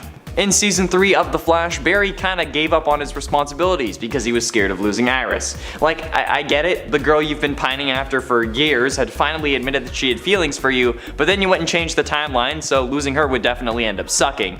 But you don't give all the responsibility of saving her to her little brother, that Godspeed, because you changed the timeline. Damn, season 3 was weird. However, in season 3, episode 12, Barry and Wally have a race to keep Wally's training going. Things seem fairly even until they come to a building that they need to run over. Barry faces through the wall, but since Wally doesn't know how to do that, he has to run over the building. Funny. Wally has to run over a wall. Wall. Either way, Barry ends up winning and Wally complains because he phased. But then Barry responds with the best line of, "What's my name?" Since prior he was mentioning how he was called the fastest man alive. Also, I want to just say that they were betting on this race and Caitlyn bet more on Barry than Iris did. So maybe I should have let Savitar win. Just saying. Halfway through into number 5, Black Lightning. The Crisis on Infinite Earths crossover event was probably the biggest, most influential event the Arrowverse ever had, similar to how Crisis on Infinite Earths in the comics was a really big event, with characters from shows that we didn't even know were in the Arrowverse making an appearance, like Doom Patrol, Teen Titans, and even Ezra Miller's Flash. However, one of the most highly anticipated crossovers was Black Lightning, who made his appearance after being pulled to Earth 1 by Pariah when his Earth was destroyed in part 3 of the 5-part crossover. His first meeting with the heroes was an eventful one though, attacking Vibe, Frost, and the Flash at the Antimatter Cannon, demanding that he be sent home, even though there was no home to be sent home to. After some quick descriptions about what's going on from Pariah and Barry, he calms down. But before he does, he takes a few passes at the Flash, including just throwing lightning at him, which Barry just blocks with some additional lightning. So, pretty sick if you ask me. And 4, Supergirl. Okay, this is the last of the Arrowverse stuff, I promise, okay? He fights a lot of people in the Arrowverse. The Invasion crossover was the first big crossover the Arrowverse had. They had a couple prior to this, but this was the first one where Supergirl was brought into Earth 1, and since the Legends were having their first season, they were also there as well. However, after discovering that Barry had changed the timeline and made a whole new reality that gave Diggle a son, and killed Cisco's brother, the group basically benched Barry when they were going to save the president from aliens. Yeah, bench the guy who can run at the speed of light. That's a great idea. So since Barry was staying, Oliver stayed back with him. But it's actually a good thing that they did because the distress signal turned out to be a trap that everyone went to because, you know, they were trying to save the president. However, they turned against Oliver and Barry because they got brainwashed by Dominators. So in an attempt to get the Dominators out of the others' heads, Barry lured Supergirl to a warehouse where he got her really mad enough to break the connection. He got her mad by showing her how much faster he is and that she couldn't even lay a finger on him. I actually find it funny because it's such a childish thing, but it works so well. Getting close to the end into number 3, Batman. Batman is always depicted as a hero who can beat anyone despite not having any powers, and I get why it's appealing to people, because we all want to feel like we can do anything even though we're not a superhero. But the thing is, this whole Batman is the best thing is a load of bull, okay? Take this single frame from the Price storyline, where Flash puts his fist not even a centimeter away from Batman's face and says, "I could hit you 100 times before you even threw one punch." And he is absolutely right. I love this line. I love Batman being put in his place. Not only that, but as Red Death, Barry was also able to beat Batman after being blasted with positive energy. God, that sounds like the show. Barry was able to take control over his body again as Red Death since Batman was so full of hate and whatnot. Because, you know, Red Death is a combination of Bruce Wayne and Barry when they combined after entering the Speed Force, while Barry was tied to the front of a cosmic treadmill-powered Batmobile. I'm not even kidding. It sounds absolutely ridiculous. Penultimately, in at number 2, Quicksilver. During the Marvel vs. DC crossover comic event, the Flash was pitted against Quicksilver, since he's the Marvel equivalent. However, there are multiple things about these characters that separate them. For instance, Quicksilver's body is always moving quickly, and he has to actually slow himself down in order to talk to people and live like a normal person would, which is why he comes off as short-tempered and easily annoyed, because he's literally slowing down his life for you and can't wait for you to get in the fast lane. However, the Flash and subsequently other DC speedsters only run fast when accessing the Speed Force, so otherwise they're just normal people with high metabolisms. But when pitted against each other, the Flash did understandably come out on top, because while he needs to access the Speed Force to move fast, he's accessing a literal force of nature, so yeah, it makes sense. Finally, in at number 1, Superman. The Flash beats Superman in one of the most iconic moments of all time in comics. The Flash and Superman have faced off on multiple occasions, multiple of which ended in a tie or close to it. But in the panels of Flash Rebirth number 3, we got to see how that was all possible. After all, Barry is accessing a force of nature. When Barry wanted to re-enter the Speed Force after escaping, the Justice League was looking for a way to disconnect Barry from the Speed Force to save his life. But Barry manages to break free and runs off. Superman follows him though, saying that he will find a way to save him and that they can't lose another hero, and that he won't be able to re-enter the Speed Force because he will keep up with him. That they have raced before and Superman even won a couple times. But that's when Barry looks at him super smugly and says, "Those were for charity, Clark." And then boom! The man runs insanely fast and leaves Superman in his dust. I love this moment. It settled the debate once and for all. Who's faster? The Flash, by far. I love it. Best moment in all of comics, okay? Well, I mean, after the introduction of Green Arrow's son, Connor. Kicking off the list at number 10, Nightwing. Coming from the Court of Owls storyline where a body was found with a message. Bruce Wayne will die tomorrow. That's what it said, written right there on the wall. Harry Potter Chamber of Secrets style. It's so mysterious, okay. Pretty concerning warning, but when Batman finds Dick Grayson's DNA under the victim's fingernail, he has even more questions. It's later revealed that William Cobb is the great-grandfather of Dick Grayson. Spoilers right off the hop. But Batman is trying to piece together this mystery alone. He's not sharing all these details, and Dick is obviously upset. He's yelling at Bruce, he's demanding to shed more light on this fact that he just dropped on him. Bruce interrupts him with a left hook to the jaw, knocking Nightwing down. He did this simply to check one of Nightwing's teeth for an owl logo. Now, to be fair, he did have the owl in his tooth. Bruce was right. Dick was supposed to be a Talon growing up, but I'm pretty sure there's other ways to check a tooth here. I mean, you have tech that can see through cars. I don't know, just tell him to lean back. Be like, "What's that?" And scan his mouth. That's it. Although a surprise bat punch works too. That clearly works as well. Number 9, The Incredible Hulk. When DC and Marvel combine powers, it's an odd but beautiful time. In DC's special series issue 27 titled The Monster and the Madman, Angry Orphan Bruce vs. Angrier Orphan Bruce. Who comes out on top? Well, given the title of this list, you already know what happens, but how? That's the question. Bruce Banner was working at a division of Wayne Research. He was developing a gamma gun, said to cure diseases, so Banner was hoping he could fix his mean green problem while at work. Sounds like a plan. But when the Joker comes in and steals the gamma gun, Bruce goes green, makes a mess, and in turn, Batman shows up to save the day. You can't just punch the Hulk until he goes to sleep this time around. You won't even get close. So Batman, in fact, does get close, a little too close for comfort, as his spine was seconds away from snapping like a pencil. So Batman used a chemical that would knock the beast out. Thing is, the Hulk can hold his breath for a long time, so in order for him to inhale, Batman had to kick him right in the stomach, and then down goes the Green Goliath. And before we continue on with this list, you guys know the drill. If you want to go and give us a thumbs up, that would be awesome. It really does help us out a lot at this channel, and obviously we like throwing all that nerdy content back, so it's a nice circle of love. Hit that thumbs up. Thank you. Back to the list. Number 8, Wonder Woman. Rich orphan vs. daughter of Zeus. This one is shocking, I'll admit. Coming from Batman Confidential issue 53, Batman is facing the team, and right from the get-go, trying not to say right off the bat, he says the woman is the most powerful. Right on. The woman being Wonder Woman. He decides he has to take her down first, but after his knuckles shatter, Bruce realizes it might be a little harder than he thinks. She still needs to breathe though, so there is hope. Batman beats her without any heavy metal knight armor, anything like that, and then after he gets Superman's powers, he takes out the entire team again. All these superhumans, it's always air. It's always air that's the weakness. You just gotta knock the wind out of them and then they're good. Like every kid in the playground when they get winded, they're like, and then have to go home. Number 7, Green Arrow. Whenever Batman breaks his one rule, it's pretty alarming. He did it a few times in the early comics. I mean, he pushed a guy into acid, he threw another guy into a knife, and then he broke a dude's neck with one kick. It was pretty intense, but nothing comes close to the time that Batman beat Green Arrow half to death just for Superman's birthday. Yeah, hear this one out. This takes place in Superman and Batman's Absolute Power storyline. It takes place in an alternate timeline where Superman and Batman were raised as evil rulers instead of the protectors that they are now. It's a stressful but pretty awesome time, I gotta admit. They're hunting down Green Arrow, and the fight, as you would guess, doesn't last too long. Archer almost gets Superman as well. He comes very close. Clark catches the arrow, and then moments later, Kryptonite explodes out of it. The classic Loki Hawkeye trick. It's good. Always works. Batman gets upset here. He says, hey, if you just hurt him, I'll kill you. So that's pretty crazy for Bruce. That's like 0 to 100 for Bruce Wayne. They brawl it out a bit, and then when Archer goes down, Bruce says, get up, because he wants more. At that point, I would my jeans. That's crazy. He's so angry. Now, this is when Superman flies in and turns Archer into dust with his laser vision. He's telling Green Arrow's corpse to obey or die, so it's very intense. Batman did all the heavy lifting here, and it's even more twisted when you remember that he gave Archer up to Superman as a birthday present.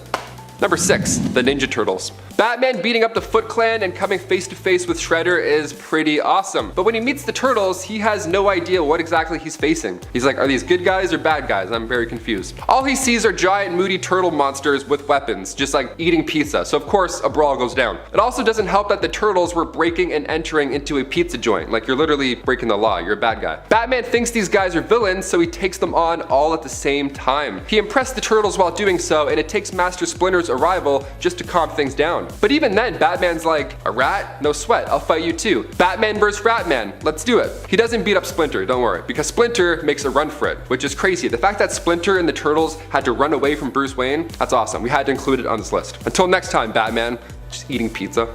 Number 5, The Punisher. I would pay thousands of dollars to see this on screen. No problem, debit, boop. Punisher Batman Deadly Nights, written by Chuck Dixon. We get to see John Romita Jr. draw Batman during his 37 years at Marvel Comics, which is amazing. So both of these heroes were on the same side, more or less. They wanted bad guys off the street, but the way that Frank Castle does that, by spraying, a plethora of bullets, Batman likes to break an arm or two, so they're a little bit different. So they get into a disagreement over Batman's one rule, and Frank is moments away from taking out the Joker, and then Batman intervenes and saves the Joker's life, which is kind of crazy. Batman lets Frank connect one hit to the face because he was frustrated, but one is all he'll get tonight.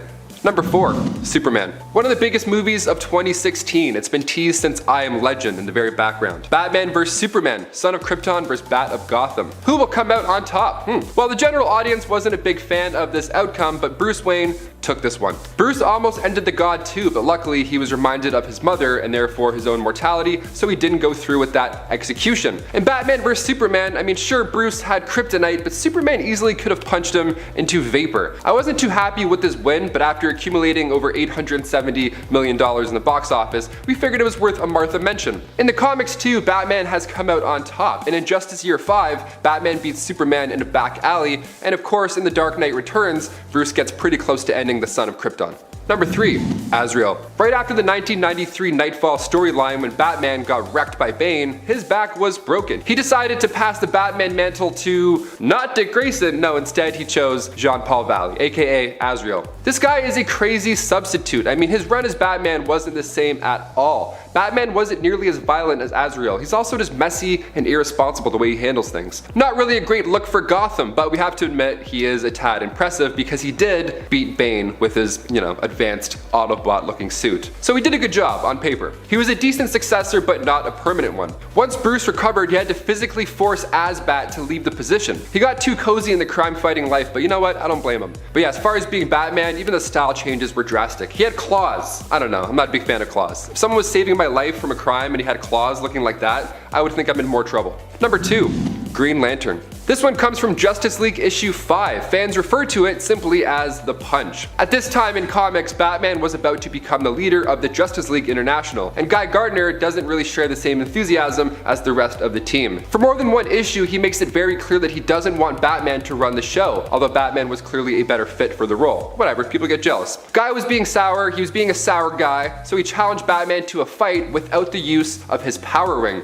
Just one human to another. Batman was already a human before, so it's gonna get messy. Batman easily knocked him down, and you guessed it, he did so with one punch. Yeah, of course, he's Batman, and without the ring, you're literally just a guy. Literally a guy. Blue Beetle started shouting one punch over and over again. He was hyped up, and readers were for sure doing the same. I know I was. And finally, number 1, the Justice League. One of the more impressive defeats comes from the Tower of Babel storyline that began back in JLA issue 43. It's a 4-parter written by Mark Waid, where Ra's al Ghul and the League of Assassins strike against every member of the Justice League using their personal lives and vulnerabilities. How does one get all this information? Well, it's all thanks to Batman and his trust issues. See, Bruce was keeping a hidden file that exposed all the strengths and weaknesses of the JLA. He made this file just in case any of them were to go rogue. So this man just gave away Enjoy revenge recipes. Here you go, here's the password, enjoy. Batman figured all these out, so he wrote them down. Okay, so red kryptonite to use on Superman, okay? Nanites to trap Wonder Woman in a virtual battle with herself. A post-hypnotic suggestion would make the Green Lantern will himself into blindness. He has a Vibra bullet as well that would send the Flash into light-speed seizures, and a magnesium virus would cause Martian Manhunter's skin to burst into flames when he's exposed to air. Also, Scarecrow's fear toxin would make Aquaman afraid of water, and Plastic Man, well, you just freeze him and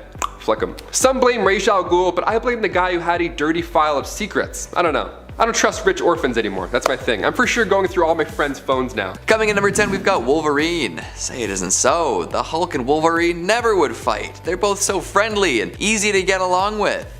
I almost had you for a second, didn't I? Now, these two are almost contractually obliged to duke it out from time to time now, aren't they? Going way back to the era before Wolverine was even an official X-Man, this duo would fight over just about anything, and it really could go either way. Like, Wolverine has beaten the Hulk before, albeit in the grim dark universe of Old Man Logan, but in most cases, James Howlett loses out to the Hulk. Sure, he's technically invincible and will always bounce back in one way or another, well, most of the time. There's no dealing with brute force that the Hulk has to offer. Way back before Wolverine was even introduced in X-Men, the two fought with the Hulk refusing to back down. Then there's the time that the Hulk returned from space looking to exact some revenge on those who would send him out there. Wolverine definitely had his butt kicked this time in particular. And who could forget the legendary rip and tear fest that was Hulk versus Wolverine atop a mountain in Tibet. God, Hulk really let him have it that time, didn't he? Limbs were removed and tossed to different mountaintops, and legs were threatened to be eaten. Not a good look for our pal Wolverine now, is it? But what can you do? Beating the Hulk isn't something most folks even have a chance at. Coming at number 9, we've got Spider-Man. A cursory Google search will reward you with a plethora of insane clickbait homebrew animations, pitting Spider-Man against the Hulk in the lowest resolution possible. Ah, the internet. Is there no end to your ridiculous cash grabs? Remember the era of Spider-Man Elsa videos? What a time to be alive. However, the bouts between Spider-Man and Hulk don't end at cheesy animations and gaming channels. There are indeed a few fights between the two in official Marvel stories. Cool, popular, and versatile as Spider-Man is, there really isn't a way for him to beat the Brute in head-to-head combat. He's got super strength and spidey senses, but that's not enough to take out a towering monster of flesh and gamma radiation. He's used his smarts to great effect in the past, putting other heroes' technology and strategies to use and defeating overpowered opponents. There are instances of Spider-Man outmaneuvering Hulk too. And there was also the time that he had some godly cosmic powers, but that's not exactly fair, is it? However, in the end, our green pal will likely come out on top of any fight between these two. Most times, Spidey would be best just to hide out until the Hulk leads. If he's less lucky, he'll get walloped and pass out, which has happened a couple times. The Hulk is pretty strong. Coming at number 8, we've got Iron Man. Wait, aren't these guys both founding Avengers? Why would they ever have to fight? Well, that's the thing, there's always a reason or two. They've got big, science-centered brains and plenty of power for sure. However, Tony Stark tends to get on people's nerves and also makes a bunch of decisions without consulting others. The Hulk does not take well to this, not one bit. So of course the guy with the craziest technology is going to have to take on the sheer physical might of a creature that thrives on anger. It's just gotta happen. And fight they do, but here's the thing. It's not often that Iron Man scores a decisive victory or even a victory at all. No matter how powerful and advanced he makes his weaponry, no matter how far ahead he plans to fight the Hulk, he comes with some inherent limits. His tech will eventually run out of juice, get damaged, or reach a predetermined limit. You can't really make stuff push too far past the limits of the materials it's made of. Hulk, on the other hand, will always be getting angrier and therefore stronger. He's like a perpetual motion machine of rage and fury. So even with the Hulkbuster suits, darts to sap strength, and a bevy of other interesting anti-Hulk technology, eventually this will all run out, leaving the Hulk to do what he will. It's happened time and time again, muscle beats machinery in this case. There's that time that Stark sent Hulk off into the universe, I guess, but that resulted in World War Hulk, which wasn't very fun for anyone on planet Earth.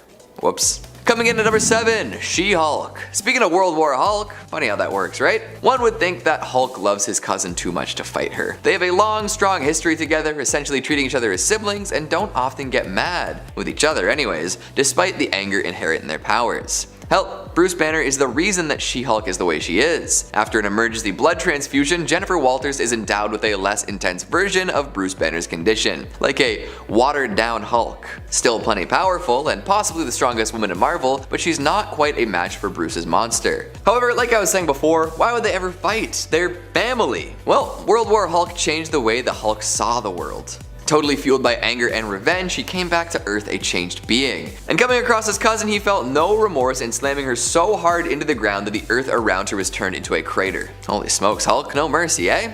Coming in number 6, we've got Loki. I feel like this moment cemented the Avengers as the premier attraction in Marvel's budding cinematic universe. Back before we had any confirmation of Infinity Stones or gauntlets, we had the Tesseract. Loki, god of mischief and brother to the mighty Thor, used this object to cause all sorts of mayhem. This wasn't his only trick, but it worked particularly well. Being a god, Loki was pretty cocky though. What could Earth's heroes do to stop me, he thought. Well, the Hulk had something to say about that. He tossed the so-called puny god around like a child with a doll having a temper tantrum. Got some chuckles, inspired some memes, the works. However, this little fight had been hotly contested. Loki, again, a literal god, likely wouldn't have been hurt by this interaction at all. Like, would the Hulk have even had an effect on him? Stranger things have happened for sure. This moment might have just been played for laughs to ensure an audience hit, but hey, Hulk did indeed beat the snot out of Loki in this particular instance. Halfway through into number 5, Daredevil. In the aftermath of the Axis storyline I mentioned earlier, Tony remains swamped and starts using his tech for even more personal gain than before. Yeah,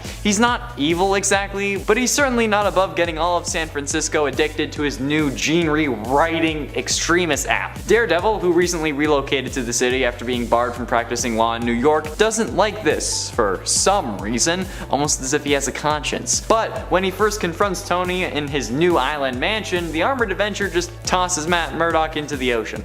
Just flings him right out the window. They have another fight later on that is an actual fight, but Tony ends up winning yet again. 2 issues later though, Tony actually ends up saving Daredevil from falling off a building, but then traps him in armor and wipes his memory of all the bad things that he's discovered about Tony, so I don't think he did for Matt's sake. And at 4, the Winter Soldier. Tony isn't able to get the upper hand on the Winter Soldier until he's sufficiently filled with rage of personal loss. And I mean, aren't we all? Rage is the fuel that makes the world go round. Which we actually see play out in the same movie as the fight with Falcon. After Tony learned that Bucky was actually the one responsible for his parents' car crash. I mean, I can see both sides of the coin here. Like, yeah, Bucky at the time was being controlled by Hydra, so it wasn't really him who did it, just his meat suit. But on the other hand, I wouldn't care. He killed my mommy. So yeah, I get why he went nuts. And I always find it funny that somehow Bucky always seems to end up losing his arm, at least his metal one, in some way or another. To be fair though, I don't think Tony would have blown off his arm if it wasn't metal. But like, imagine Bucky was faking having the whole metal arm thing the whole time. And it was just like a cool sleeve that he had that was hiding his real arm, and then Tony blew it off. It was like, ah! That'd be funny. I want to see that what if story. I know it would be absolutely horrific animation wise, but come on,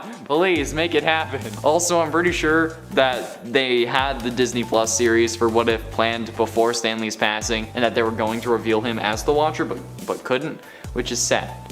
I wish that had happened. Getting close to the end in number 3, Spider-Man. Iron Man and Spider-Man have fought almost as much as they've teamed up, with Civil War being one of the multiple times they did both. While Peter and Tony's connection during the 2005 run of New Avengers initially saw Spidey joining Team Iron Man in the conflict, which actually ended up resulting in Peter unmasking himself on live television, then coming to regret it and having some horrible future comic storylines. The Wall Crawler changes his tune once he learns about Tony's secret prison in the negative zone, the moral implications of which makes Peter switch sides, because, you know, he was imprisoning heroes who disagree with superhero registration in a different freaking yeah. Peter wins the first round despite Tony threatening to kill Aunt May and Mary Jane, but when the two meet at Yankee Stadium later on, Spider-Man gets absolutely pummeled. But don't worry, Spider-Man gives as good as he gets in other issues. Go watch the top 10 most powerful superheroes who lost to Spider-Man if you want more info on that. That's right, I'm telling you to go watch another video. But after this one, of course, you're only 2 numbers away. You only got 2 more to go. Stay.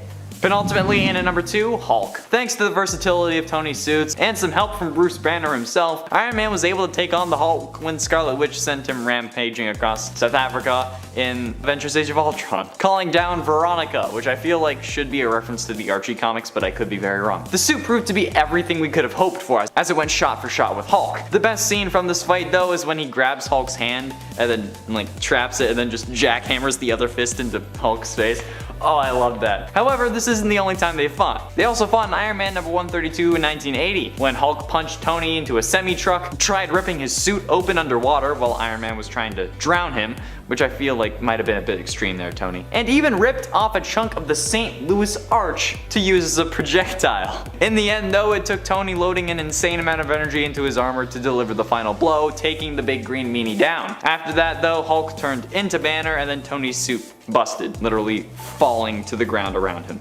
Finally, in at number 1, Sentry. Iron Man's fight with Sentry from Siege number 4 in 2010 is one of those he was being controlled by an evil thing tropes, where technically Sentry was the Void at the time, and the Void may technically be a separate entity of purely negative energy, but it often manifests inside Sentry's body and in essence has the same abilities, so it's like Tony beat Sentry. This isn't a list of heroes that Tony fought while they were on the good side, okay? It's a list of the most powerful heroes that Tony has beat, even if they weren't heroes at the time. It's good enough. During the events of Siege, Void served Norman Osborn as part of his Dark Avengers, raining destruction down on Earth and Asgard, which is definitely an issue for the world because, you know, Earth. While Thor may have been the one to deal the killing blow, though Tony was the one who had weakened Void into a state where he could be killed. So good on you, Tony. You took down basically a god and lived. Pretty impressive if you ask me. Especially because like didn't Sentry like tear Ares in half or something nuts like that? I remember talking about that. I feel like that was Sentry. I think Sentry tore the Marvel version of Ares in half. Or was that another person?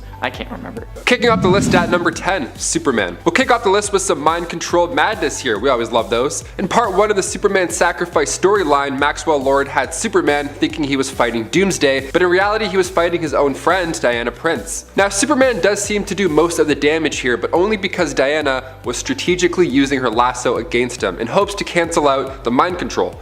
She had her wrist broken during this altercation, but eventually she realized the only way to stop Superman was to take out Maxwell Lord instead.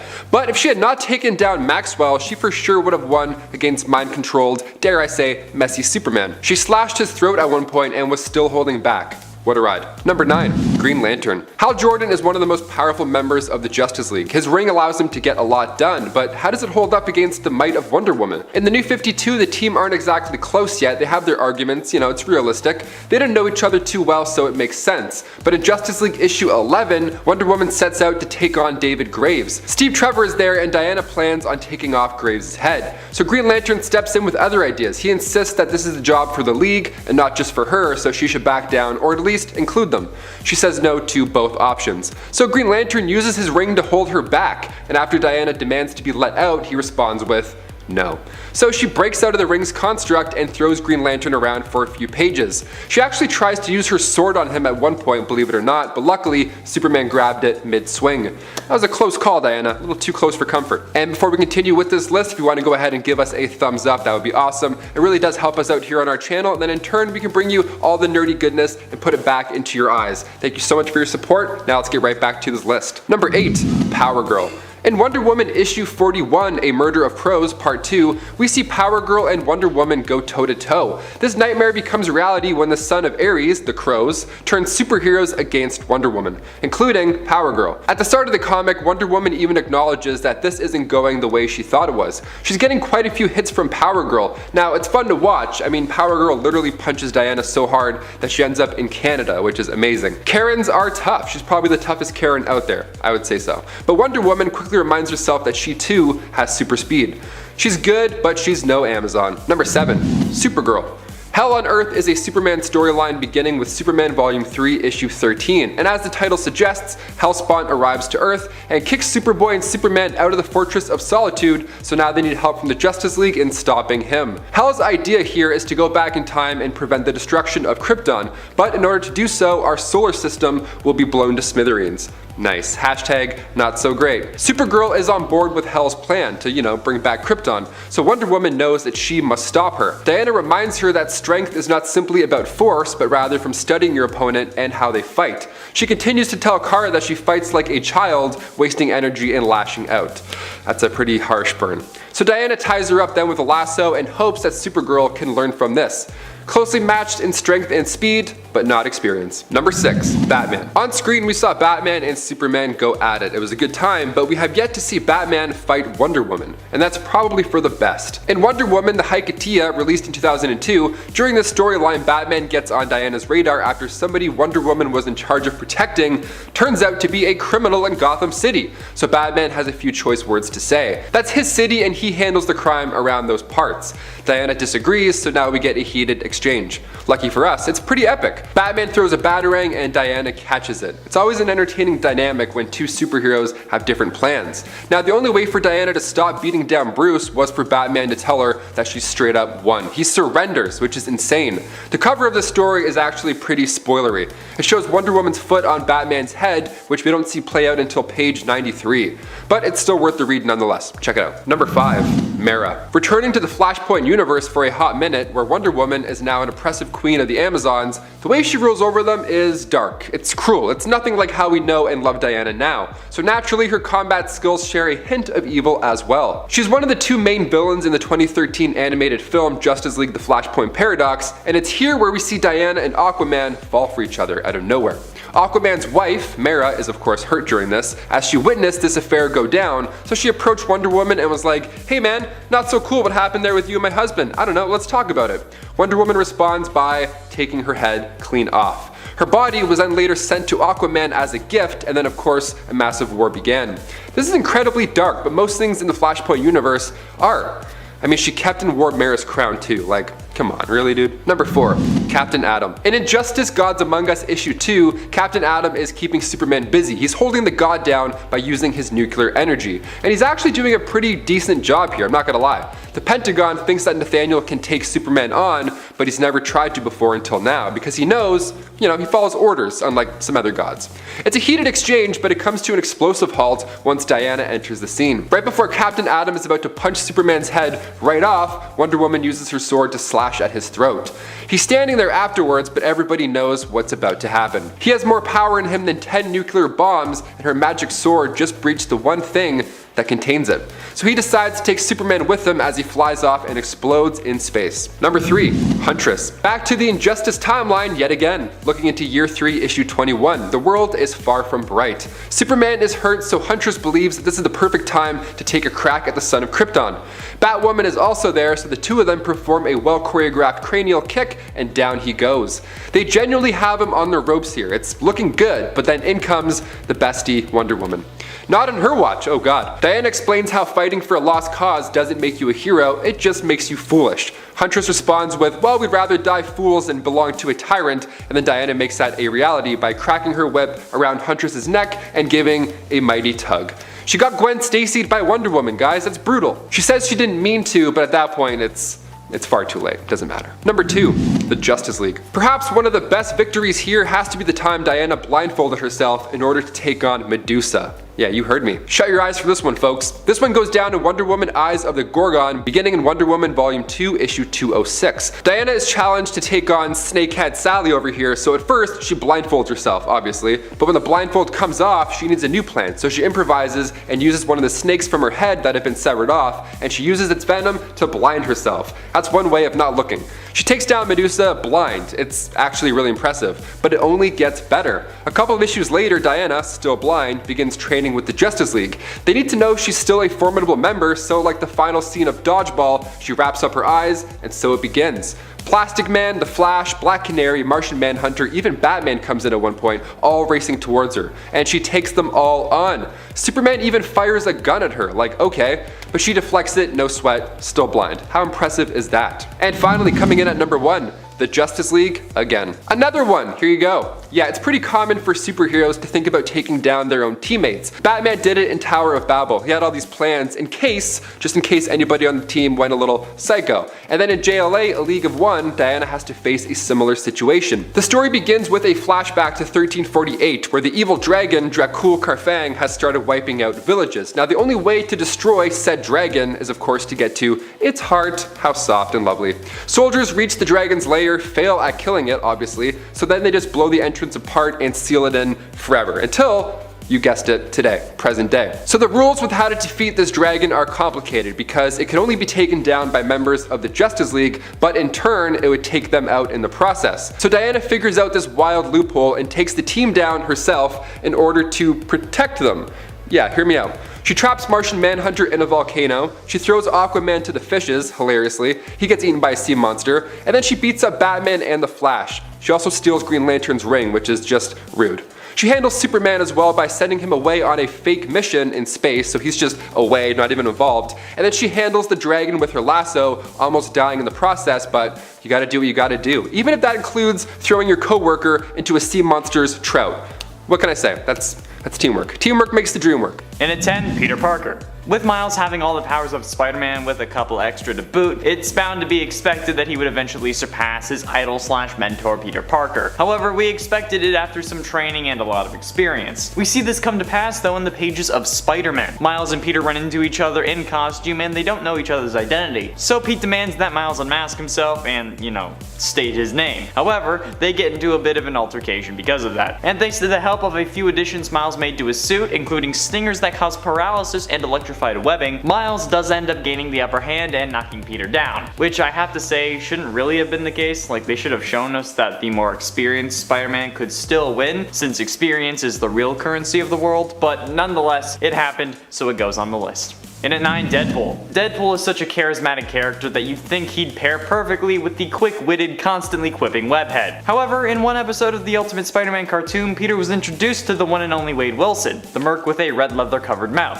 Kinky. The fight quickly turns into Peter and Wade literally slapping each other, so it's safe to say that this is bound to be interesting. However, Deadpool somehow pulls Peter into his mind, turning the fights from a fisticuffs to Deadpool hunting a Spider-Man whale with a harpoon, a la Lewis Brinley, and getting trampled with giant animals and verbal puns that caused physical harm. Deadpool is literally a bard using vicious mockery in this scene, and I don't think that anyone can fight me on that point. Straight up, this whole episode is hilarious, and the fact that Deadpool can't say the word kill just makes me think about YouTube censors. So it's relatable too.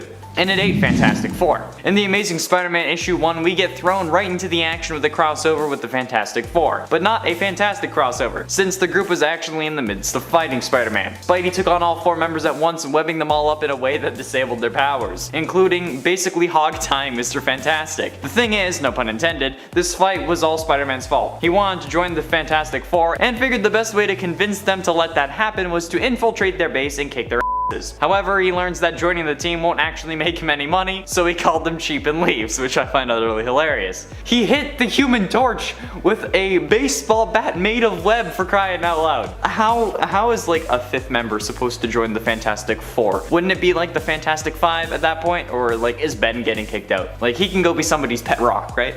And at 7, Iron Man. Iron Man and Spider-Man may have a father-stepson like bond in the MCU, however, things in the comments are much more professional than that, aside from the Iron Spider storyline, I guess. There are multiple instances of Iron Man and Spider-Man fighting and Peter coming out on top, like in Amazing Spider-Man number 536, where he had some assistance from the Venom symbiote and actually exploded the Iron Man suit from the inside out. This was during the Civil War storyline where Tony believed that heroes needed to register their secret identities to be able to continue fighting. After this, however, Spidey does join Iron Man's team and reveals his identity as a result. This then leads to the One More Day storyline that some people believe to be the story No Way Home is inspired by. However, now Spidey takes on Iron Man as Peter Parker, using his organic webbing to string him up real good. There was also the Amazing Spider-Man number 588 fight where Tony shuts down the Iron Spider suit with a voice command, but Peter had built in a counter voice command and surprises Tony, managing to web him up and flee. The counter voice command, I guess, was also surprised. So that's pretty funny. And at 6, X-Men.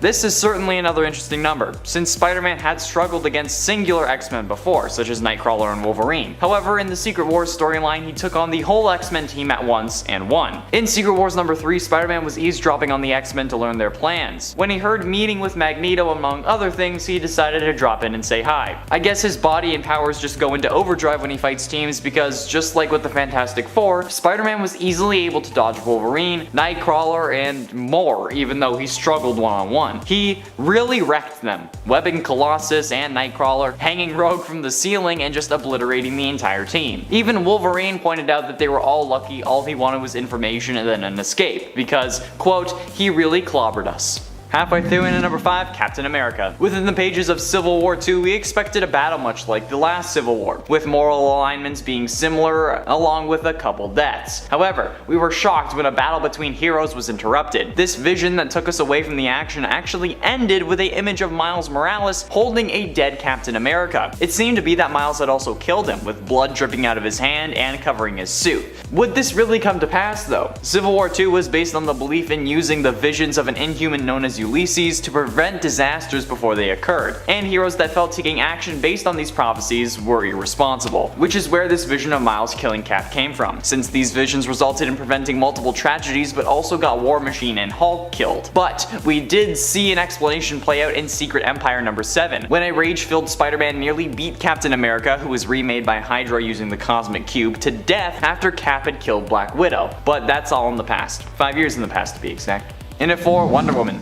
Despite Marvel and DC always being viewed as rivals, they have had multiple occasions where they've had to come together. One such time was in the Superman and Spider-Man comic, which saw the two heroes join together to take on Dr. Doom. The Hulk and Wonder Woman also made an appearance in an attempt to satisfy more fans, and so we could hope that Superman and Hulk would dish it out. However, Dr. Doom very briefly got Spider-Man and Wonder Woman to fight because he said the two were enemies. And while Wonder Woman believed him, Spidey is from this universe, so he knows better than to take Dr. Doom at his word. So Diana tried to capture the bug in her net, which in this case is a giant lasso that makes you tell the truth. But Spider-Man ended up gaining the advantage by simply turning off the lights and letting his Spidey sense do the work, after dodging the lasso quite a bit, might I add. Spider-Man ended the fight by simply tapping her on her shoulder and basically saying, "See, I could kick right now, but I'm not. I'm one of the good guys." And that was enough for Diana to stand down, apparently. Getting close to the end in number 3, Hulk. Usually when Spidey fights someone stronger or more powerful than himself, he needs to think on his feet and outsmart them in some way. And you think that would be easy with the Hulk, given that he's just a giant brute with anger issues. But actually, that's not how this one played out at all. In True Believers Spider-Man vs. the Hulk number 1, Hulk challenged Spider-Man at a horrible time. At least, a horrible time for the Hulk. Since Spider-Man had just acquired a new set of abilities which increased his strength, speed, and gave him the ability to go airborne without webs. Spider-Man at this point was actually stronger than the Hulk, so he was trying to avoid a fact for lack of causing permanent damage. Unaliving him, if you will. But when Hulk started to endanger nearby kids, Spider-Man punched him and literally sent him into space. Since he was outside Earth's atmosphere, Spider-Man realized that he wasn't coming back down and flew up to help him, bringing him back down to Earth where he could breathe and not, freeze to death. It's pretty hardcore. Penultimately, in at number 2, Superboy. Marvel vs. DC is one of the best crossovers when looking at these lists. The fights from that crossover were decided by votes, so with Spider-Man being the most popular character Marvel has ever released, you can be sure that he'd end up winning against Superboy, despite the potentially unrealistic scenario that caused. However, it was explained away pretty easily when Superboy broke a water tower and flooded the roof they were fighting on. All it took after that was a conveniently placed high voltage box and some crashing to end the fight for Superboy. I don't know if Spider-Man was aware of this vulnerability, but either way, it went how it went. It also feels like I should mention that the Spider-Man fighting Superboy was Ben Reilly, the Spider-Man clone who goes on to become the Scarlet Spider. And DC fans don't seem to like it when you bring up this fight, with multiple users on a certain forum telling someone who mentioned it to jump on a bed of nails, which I have to say, I've heard better insults, come on.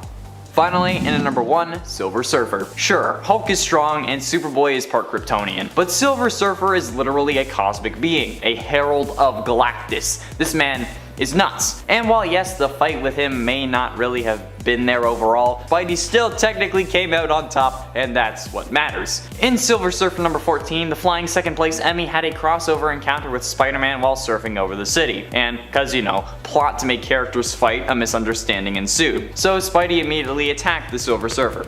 Let's be honest, on a good day, Surfer would usually just obliterate Spider-Man no problem, or just like flick him and he'd be fine. But on this occasion, the Surfer was actually already weak from a previous encounter, and on top of that, he just didn't want to fight. The Silver Surfer repeatedly tried to avoid battling Spider-Man and even saved Spidey from falling off a building, but Spider-Man wouldn't let up, knocking the Surfer off his board and taking the fight to him on the rooftops. Silver Surfer finally just got fed up with the violence and then made a decision to retreat, but first had to save a child who had taken his board. I mean, like, come on, you could have at least given the kid a few minutes. Him saving the kid is what finally clues Spider-Man in that the Surfer was a good guy, but technically, Spidey wins by default. He didn't die, so that's a win to me. That's what matters. Number 10, Iris West is killed by Professor Zoom. That's right, Professor Zoom actually succeeded at one point in killing the love of Barry Allen's life, Iris West. Eobard Thawne, how dare you? And it would only be fixed by a continuity reset, basically. Well, and prior to that, Barry Allen basically dipping from his own reality to go live in the future of the 30th century with an alternate future version of Iris who was kind of made to just exist for him, having been reborn there. So it's kind of like his Iris, but also not, if that makes sense. And if it doesn't, I mean, fair enough, it's pretty confusing. Iris died after Barry and Iris were married, and after she knew about his secret identity. Professor Zoom, as he was known then, ended up simply finding Iris at a party and phasing his hand through her head to kill her instantly. This loss hurt Barry so much that later on, when he found love with Fiona Webb, who he was engaged to marry, when Professor Zoom attacked them on their wedding day, Barry could not take it and responded by killing the villain. It was after this and a following trial for Barry Allen, where he was actually charged with manslaughter because, you know, he killed Thawne, that Barry left the main reality to go be happy with the Iris of the 30th century. Although that would all get wiped away following the events of Crisis on Infinite Earths, but anyways, ain't that just how it goes when crises come a-knockin'. Number 9, Sisterhood of Mutants. In case you were wondering what was going on in the thumbnail from our previous top 10 times superheroes lost list, I'm here to answer that for you now. What's going on there is Lady Mastermind is in essence keeping Emma Frost trapped in kind of like an illusion, so Emma's like trapped in her own mind. Don't worry though, the White Queen's defeat would only be temporary. This was during the creation of the villainous mutant team known as the Sisterhood of Mutants. Yeah, you might know about the Brotherhood of Evil Mutants, but did you know there is a Sisterhood too? It was led by none other than the Goblin Queen herself, Madeline Pryor, who had a plan for how to deal with everyone as she invaded the X-Men's headquarters. Her plan for Emma was for Lady Mastermind to keep Frost trapped within her own mind by using illusions. This, by the way, is also at a time where Emma Frost is actually one of the good guys, not the bad guys, just to be clear. However, Emma would ultimately fight back against Lady Mastermind and find a way out of this when she surprised Mastermind with her new secondary mutation, her diamond form, which makes her immune to any kind of psionic attack.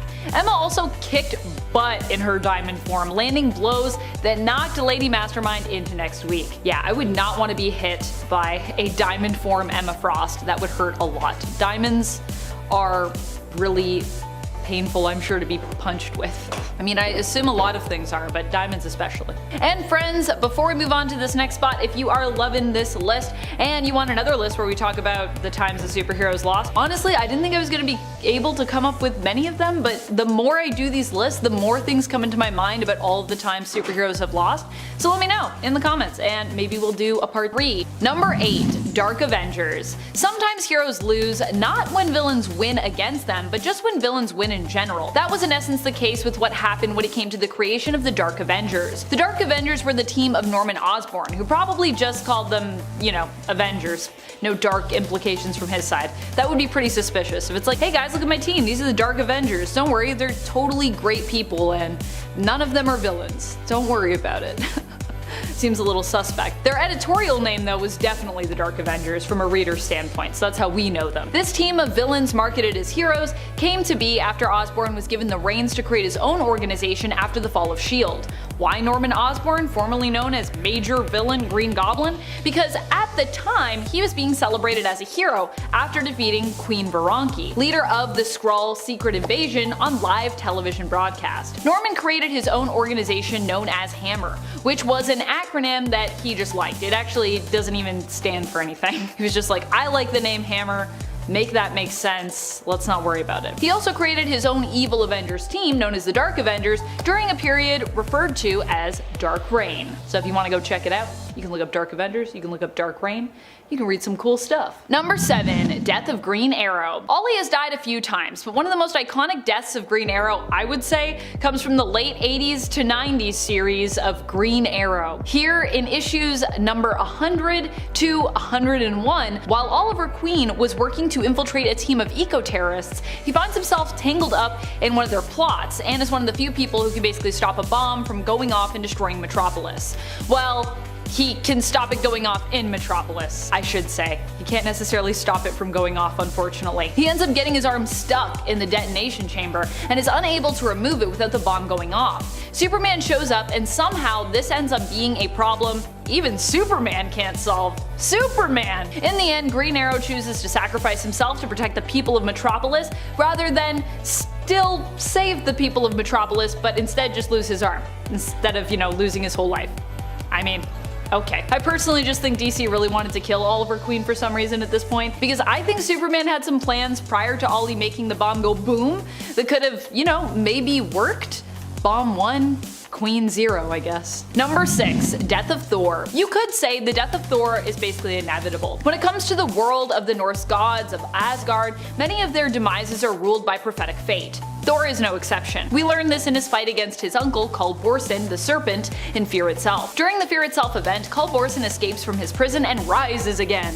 The condemned and long imprisoned brother of Odin once more rises to power by feeding on the fear of the people of Earth, naming his own champions who are each gifted a hammer. Thor in turn is destined to battle his uncle, and in so doing unfortunately die. Despite Odin's protests at his son attempting to save Midgard, Thor does do battle with the Serpent, saving Midgard, aka Earth, but at the cost of his own life. That is, of course, until he's next resurrected, as so often happens with our favorite heroes in comics.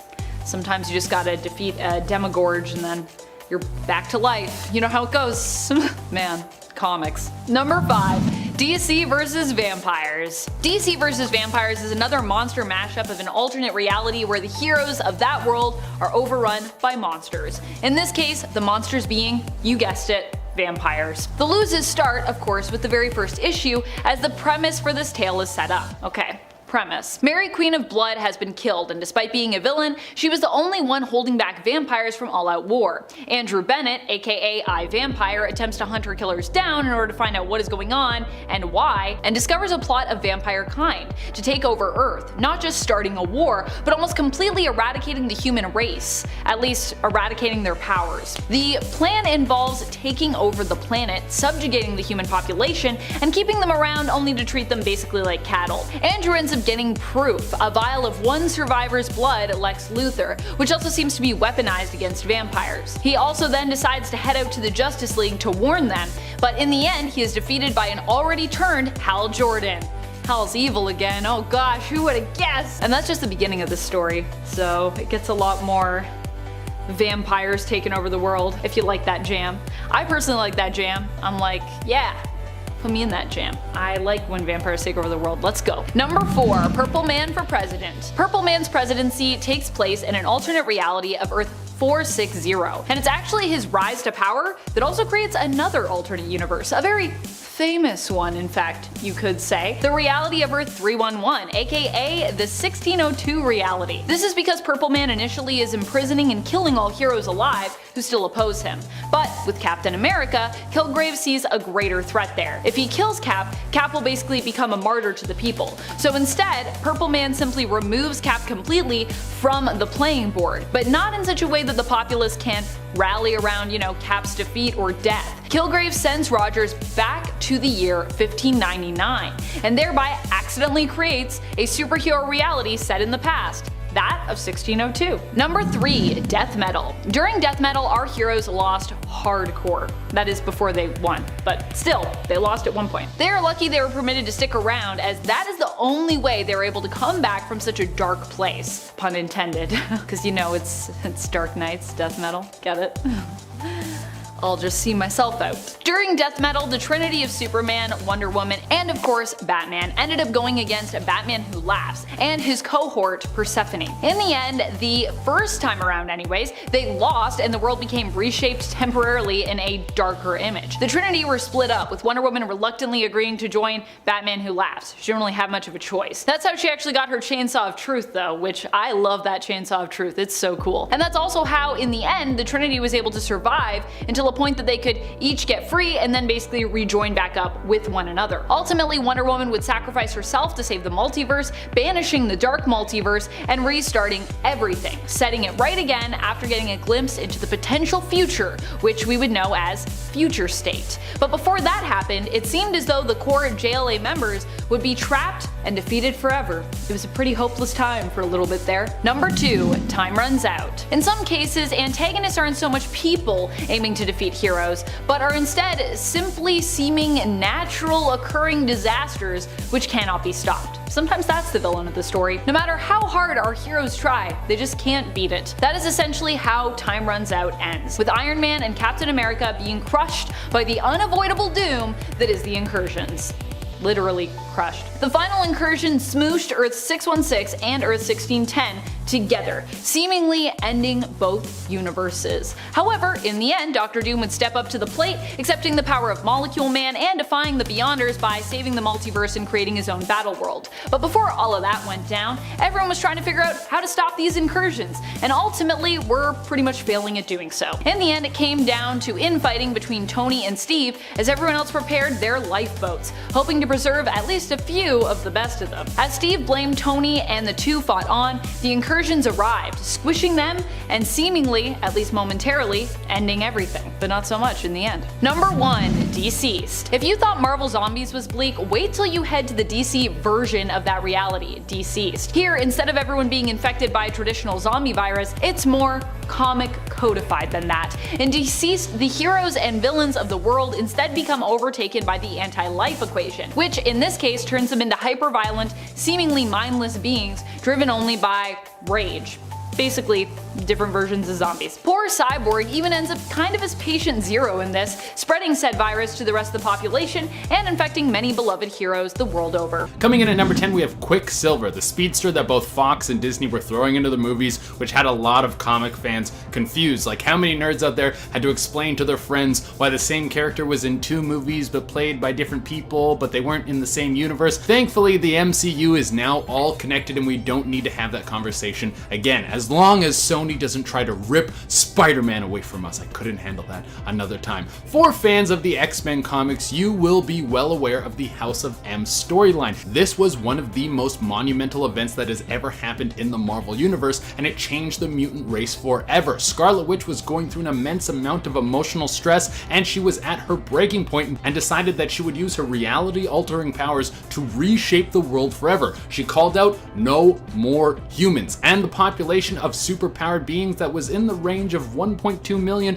was now pulled down to less than 200. Over 1 million mutants were stripped of their powers, and Quicksilver was along with them. I wonder how it felt experiencing the crushing boredom of traffic for the first time ever in your life. Coming in at number 9, we have the Green Lantern. Hal Jordan has often been used as a representation of the man when it comes to any sort of social issue brought up in the DC universe when he's involved. After all, he is a cop, so it kind of fits the bill for his character. Well, in the 70s, there was a lot going on in the world when it came to American politics, and DC wanted to take this on with Green Lantern and the Green Arrow. They were going down to try and calm the American people. Do you think these two guys became friends just because they both wear green? It was like the easiest form of association. Well, the two of them went down to confront some American miners who were protesting for better wages, and because Hal had been spending so much time on Earth, his ring was feeling a little bit weak. He tried to confront the miners to get them to stop, and in this moment, his ring lost all of its power. Also, the miners were fully locked and loaded with guns, so it was a little bit of a sticky situation. Coming in at number 8, we have Miss Marvel,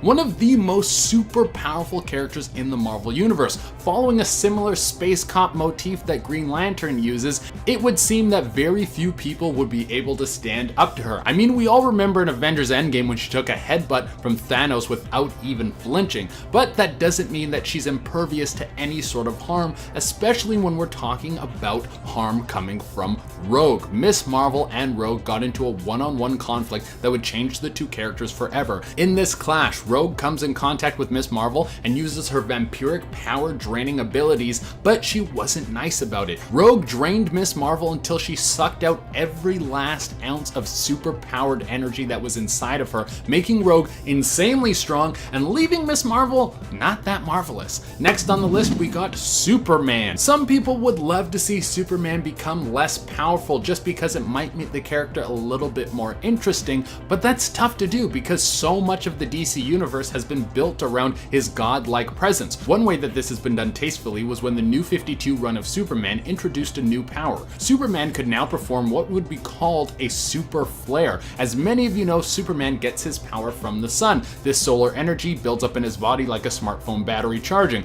On a few occasions, when he comes out of contact with the sun for too long, he will lose his powers and all of his abilities. But with this super flare, he can unleash all that energy stored in his body in one blast like a massive nuke. However, when he does this, he will be without his powers for 24 hours as his body sucks in that good sunlight. Next on the list, we have Storm, one of the coolest comic book characters ever created. I've always been a fan of any hero who has storm powers because there is so much you can do with them. Got a fire? Bring in some rain. Got a big monster? Hit it with some lightning. Got a town that needs clean energy? Build a windmill and then create some wind. But in Uncanny X-Men issue 185, Storm would no longer be the queen of weather. This was because the Future Mutant Forge worked with Henry Peter Gyrich to come up with a weapon that could be used to neutralize a mutant's powers. See, Gyrich was a little bit peeved because Rogue had recently gotten into a major conflict with S.H.I.E.L.D. This led to Gyrich attempting to depower Rogue with this newly crafted weapon, but a misfire led to it hitting Storm. Right next on the list, we have Bruce Banner. Jason Aaron did one of my favorite runs of the Hulk. There's a short series where this time Hulk gets rid of Banner, not the other way around. The Hulk goes to see Dr. Doom, and Doom genetically grows a Banner clone and then surgically removes the section of Hulk's brain which contains Banner and implants it into this new clone. So now the two can coexist without each other.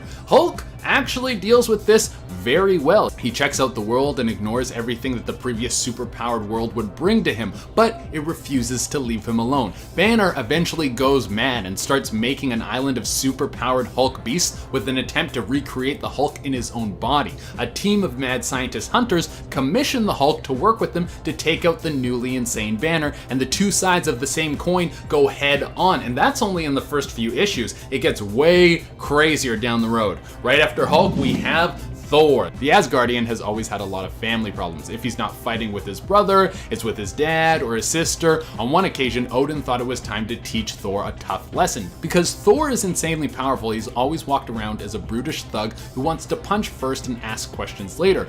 Odin thought it was time that he learned some empathy for those who aren't able to wield a hammer that was made out of a fallen star. So he stripped him of his power and then sent him to Earth. Now Thor might have walked around like an angry kid who wants to have cookies for breakfast, but Odin solved this problem by also wiping his memory. This way Thor would be forced to be a real person and see what it's like to feel and act like a normal person. Of course, he eventually got his memory back and returned to the mantle of God of Thunder. Right after that, we have Doctor Strange. Doctor Strange lost his powers in one of the coolest, dumbest ways possible. Earth was under attack from the Impericul, which are a futuristic robot race from another dimension. They hate magic and travel through time and space to destroy it in every form. The Impericul came to Earth to battle Doctor Strange, and Strange summoned up all the magic on Earth into his body in an attempt to destroy the Impericul leader, but this failed and left Strange in a weakened state with no magic left on the planet for him to use his powers. Coming in at number 2, we have Wonder Woman. Strength is a cornerstone of this character, and with the loss of her powers, it was shown that she can represent that in more ways than one. In the 70s, Wonder Woman willingly gave up her powers because she sought to follow her heart. If she was to stay the superpowered goddess, it would mean she would have to return to Themyscira and leave behind the heartthrob Steve Trevor. In her newly depowered state, she didn't give up her life of hero work. She went on to study a new martial art, probably making her even more powerful in the long run. I mean, if you can kick someone's butt while you're just regular flesh and blood, then when you pack some superpowered juice into that, you can start knocking people out like 19-year-old Mike Tyson. Part of the change to this character was to coincide with the women's movement that was happening in the 70s. DC Comics wanted to represent a strong female character that could be closer associated to the female readers that were picking up the comic. And for the number one spot, we have Wolverine. It would be pretty hard to be Wolverine without the powers. I mean, even take Superman. On a few occasions, he has been stripped of his powers, and he's still that Boy Scout at heart and will do what's right no matter what. But with Wolverine, a big part of his personality is being able to be punched in the face and come back like nothing happened, which probably made the loss of his powers even more interesting. Back in 2013, Wolverine was infected with a very advanced virus that attacked his healing factor. It basically made him so he was just a regular guy. Well, a regular guy that could probably still crank out 100 pull-ups. But this was so severe that he couldn't even use his claws anymore, so he had wrist-mounted claws. I guess you can take the powers out of the Wolverine, but you can't stop him from trying to slice people in half. Now, this level of aggression without the healing factor backing him up eventually led to his death. Number 10, oil needed, Iron Man. Back in Iron Man's early days, his suits weren't up to par with what we're familiar with today. In Avengers issue 2, right after the team's inaugural issue, the group fights Space Phantom, who intends on invading Earth with an alien force. Phantom comes to the planet first and ends up impersonating members of the Avengers team, which causes a lot of confusion and fighting within the team. The group has caught on to Space Phantom's shtick, and Thor incapacitates him by using his weather manipulation abilities to create a rainstorm that causes Iron Man's suit to rust over. Now, to be fair, it was Space Phantom impersonating Tony Stark here, and technically he was the one to suffer the loss. But considering that he was mimicking the hero, that's a pretty bad design flaw to bring to light. Needless to say, we're glad that Tony caught on to that before any real damage occurred to the beloved hero. Up next, number 9, Batwoman as a plot device. Always a shame when a superhero, especially a female superhero, is used merely as a plot device to further the story of another character, usually a male. It's really the basis of the women in refrigerators argument. Don't know it? Google it. You should. Anyway, this was the case with the initial Batwoman, Kathy Kane. While the modern day Batwoman, Kate Kane, has gone above and beyond her former iteration, back in the day when she was created in 1956 as a means to give Batman a Batman family in the aftermath of the Comics Code Authority, and claims that Batman and Robin were gay, she was literally a fluff heroine whose utility belt included devices disguised as lipstick and compact mirrors. Yeah. When Detective Comics issue 485 came around in 1979, Kathy Kane was killed off unceremoniously, with the League of Assassins brutally murdering her. The whole story was a plot device for Batman to have a reason to go after the League of Assassins. Yikes. Moving on to number 8, Hank Pym and Pymtron. Oh, this one is sad. Hank Pym has one of the most ridiculous histories as far as Marvel characters are concerned. He has been through a lot. But most recently, we witnessed a whole new humiliating saga for Henry Pym in which he physically merged with Ultron, the robot he created in the comics that became one of the most memorable Avengers foes. During the Infinity Countdown story arc, Ultron managed to steal the Soul Gem, and a fragment of Hank's soul ended up trapped within the Stone Soul world. Now at the time the two had merged, but really it was just kind of Ultron wearing Hank's skin. While Hank was in there, he experienced an idyllic fantasy in which the Avengers had saved him and he was home reunited with his friends. In reality, a demon, the all-consuming Devondra, was busy consuming his soul. We haven't heard from him since. And it's been a little while and he might be gone forever, but probably not, cause comics. But even then, he'll probably be brought back and something horrible will happen to him. It's the Hank Pym way. Up next, number 7, Batman punched by Hal Jordan. Batman has long disliked members of the Green Lantern Corps. It took him a very long time to be willing to trust Hal Jordan after he had become Parallax in the Emerald Twilight storyline. While Hal was possessed by the villain, he ended up going on a rampage and killing several Lanterns and Guardians. And we all know how Bruce has major trust issues. In Green Lantern Rebirth issue 6, Hal has had enough with Batman's resentment and open hostility. Hal felt he had paid his dues. He sacrificed himself to reignite the sun after he was resurrected, and he's been working real hard to prove to everyone that he is one of the good guys. Batman doesn't entirely buy it, so what does Hal do? Well, he punches him in front of a bunch of other Green Lanterns. But to be fair, Batman kinda had it coming. He's long been an to not just Hal Jordan, but to other Green Lanterns in the past. Which actually brings us to our next number. In at 6, Batman Batman punches a different Green Lantern. Long before Hal Jordan smashed his fist into the world's greatest detective's chin, Batman was on the giving end of a similar interaction. This time it was between the Caped Crusader and another Green Lantern, Guy Gardner, who is arguably the least like Green Lantern out there.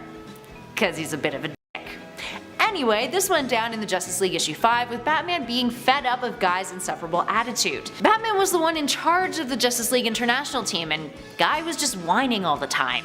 Guy makes it clear that he thinks Batman shouldn't be the leader of the team, and he's constantly sulking and complaining about how he should be the one in charge instead. So what does Bats do in order to establish his dominance? Well, he knocks Guy out with one punch in front of the rest of the team. Regardless of socking Guy in the face, Batman is still all business, getting a team meeting underway as Guy lies unconscious on the floor. The best part is the reactions from the rest of the team. And at number 5, Doctor Strange strangled by his cape. For this number, we're diving into an alternate universe in the Marvel Multiverse, the Ultimate Universe, Earth 1610.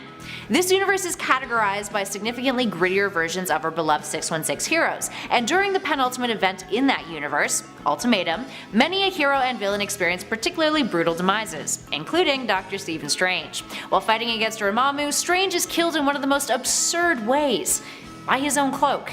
It's a move that's never been pulled by the ruler of the Dark Dimension in the regular 616, but in the Ultimate Universe it's something that surprisingly worked. Strange is strangled by his cloak, turning his face purple until his head explodes due to all of his blood being squeezed up into his head. Needless to say, it was pretty darn gruesome. Up next at number 4, Beast Boy and the Drugged Envelope. The Judas Contract is by far one of the most memorable Teen Titans stories in the group's history. During this story arc, a metahuman the name of Terra joins up with the Titans. Her and Beast Boy, aka Changeling, which is what he was going by at the time, developed a bit of a romantic relationship. It's then revealed that Terra has been playing the Titans all along, and is in cahoots with one of their biggest foes, Deathstroke. During the story's climax, the sinister duo uses various methods to subdue the Titans, one of which is really embarrassing for Beast Boy. They take advantage of his vanity, sending him dozens of letters with requests for autographs from fangirls. Gar is like super into this, and he gets straight to work signing pictures and licking envelopes. But turns out the glue on the envelopes has been drugged. As he realizes what's happened, he is knocked out cold. Up next, number 3, Wasp, and that time that she fell out of a tree. Yes, this is actually a thing that happened. And yes, you probably guessed it, it happened during the Silver Age, when comics were at their wackiest. This case in particular featured Avengers member Wasp, who had escaped conflict in an exhausted state, seeking out the rest of the team in aid, because apparently back in the early days of the Avengers she wasn't overly useful. In the process, when shrunken down, she's almost eaten by a hungry little bird. But after growing in size, the tree branch that she was perched on snaps, and she falls to the ground, unable to shrink down in time to save herself. So she lands on the ground and is knocked unconscious. Perhaps my favorite part of these panels is the very end, where the final panel reads, "But now we must leave the fallen Avenger as she lies silent and still in the lonely glen, for there are other urgent matters which concern us." God, jeez. Clearly even the writers didn't care about Wasp back then. Kinda harsh, guys. Up next, number 2, Wonder Woman and Men. In Wonder Woman's earlier days, she had to endure a handful of stories in which her feminist prowess was shut down by silly plot devices. Like this one. According to the Amazonian law in the Golden Age, if a man ever binded Wonder Woman's bracelets together, she would lose her powers. Seems kind of counterintuitive to her character, doesn't it? Part of this was because of her creator William M. Marston's BDSM background and influence on Wonder Woman's characters. Case in point, when this occurred, Wonder Woman has a thought bubble that reads, "When an Amazon girl permits a man to chain her bracelets of submission together, she becomes weak as other women in a man-ruled world." For f***ing sake. I mean, yes, it was the 40s after all. We're just glad this silly stipulation has been retconned out of existence. Last but not least, in our number 1 spot, Deathstroke kicks the JLA's butts. This is arguably the Justice League of America's most embarrassing failure. Potentially. In the Identity Crisis storyline, Elongated Man's wife, Sue Dibney, is murdered, with Dr. Light presumed to be the murderer. Over the course of the story, it becomes apparent that members of the Justice League have been in on a whole controversial mind-wipe scheme that individuals like Batman were not privy to. It's a whole lot of moral grayness, and the way Sue's rape at the hands of Dr. Light was approached is something that the story gets a lot of heat for. Spoiler alert, the JLA's response was to mind wipe everyone who was involved. Batman was also mind wiped in order to prevent him from making everyone take the moral high ground. Anyway, that's all context. Dr. Light, who had been mind wiped into a literal buffoon, hired Deathstroke Slade Wilson to help protect himself from the JLA. Deathstroke takes on Green Arrow, The Flash, Zatanna, Elongated Man, Hawkman, The Atom, and Black Canary. And guess what? Deathstroke won. Number 10, the Plutonian. If you're familiar with the Irredeemable series, then you will likely already know why I put it so low on the list today. But if you're not, that's no worries. This entire storyline is about the Plutonian, the supposed strongest hero ever to exist, and is all about a superhero snapping and losing control. Very little is known about the Plutonian, even by the people who are supposed to be very close with him, but he draws a lot of parallels with Superman, as he has a Fortress of Solitude-like hideout in a volcano, and not to mention his powers are basically the same with a few more sprinkled in there for fun. Mark Waid, the writer, argues that not all superheroes are mentally equipped to deal with the power and responsibility of being a superhero, so it's bound to happen that one would lose it and just go completely mental. This story follows the Plutonian as he slaughters the people of Earth and all of his former friends, family, and allies. The comic evolves into making the Plutonian a supervillain, or at least shows him in the early stages of it. He's a hero on the edge of losing complete control, and it does a great job of showing how others are meant to deal with the mess that he creates. I highly recommend you check out Boom Studios' Irredeemable series. It has a total of 37 issues, and it really is a great read.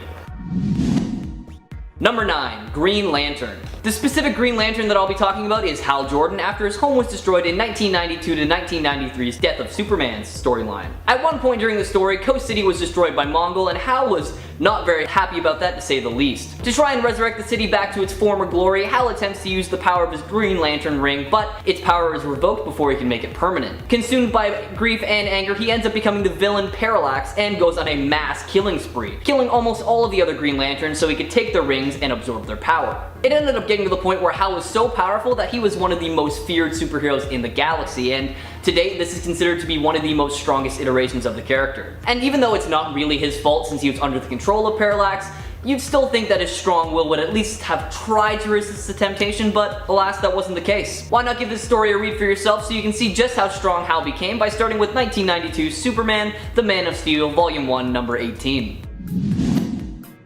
Number 8. Ant-Man. The specific series that I'll be talking about for Ant-Man is the Ultimatum series that ran in 2016, and yes, I know that it's not considered canon by many people, but we're not talking canon, we're talking about losing control, and that's exactly what happened to Ant-Man in this twisted storyline. Within the first 5 pages of the first issue, everything goes terribly wrong as out of nowhere the sky darkens and all of Manhattan is flooded, and many of our heroes are submerged underwater. Some are lucky enough to resurface, but unfortunately Janet Van Dyne, aka the Wasp, drowned and Hank was unable to find her no matter how hard he tried. Following the tidal wave and in the second issue after the water had cleared, we see the entire city of Manhattan in shambles and overrun with criminals doing their thing, and this is exactly when we see Ant-Man and Hawkeye come across the villain the Blob as he's feasting on Janet's body. This obviously did not sit well with Hank, so standing at about 60 stories tall as Giant Man, he just picks up the Blob, states that he is not going to play around with him, and then straight up just bites his head off and spits it out on the ground. The loss of a loved one can really push people to do some crazy things, and apparently it can push a hero to the point of murder. Check out this storyline for yourself, or feel free to skip ahead to issue 3, where this gruesome scene takes place. Number 7, Daredevil. In 2003's Daredevil Volume 2 number 49, we get to see a side of Daredevil that we rarely get to see. Obviously Matt Murdock has gone off the rails a few times and flipped out thanks to his bad temper, but man, this was different. In this issue we see Bullseye show up at Matt's place after he's already killed Karen Page and Elektra, just to kill another one of his girlfriends, and upon his arrival Matt immediately throws him out a window and begins the beatdown of a lifetime. He took so much joy from beating the villain and mocking the Bullseye tattoo on his forehead, and just to really bring home the rage and get his point across, Daredevil grabbed a rock from the ground and carved the bullseye into the villain's forehead, making it even more permanent than it already was by forever scarring it. It's not even the action that's so insane, because like I said with Ant-Man, the loss of a loved one can really lead you to do some pretty crazy things, but it's his reaction afterward, just smiling ear to ear, biggest grin you've ever seen in your life. Give this issue a read for yourself to see how truly merciless DD can really be, because man, saying I was surprised is truly an understatement.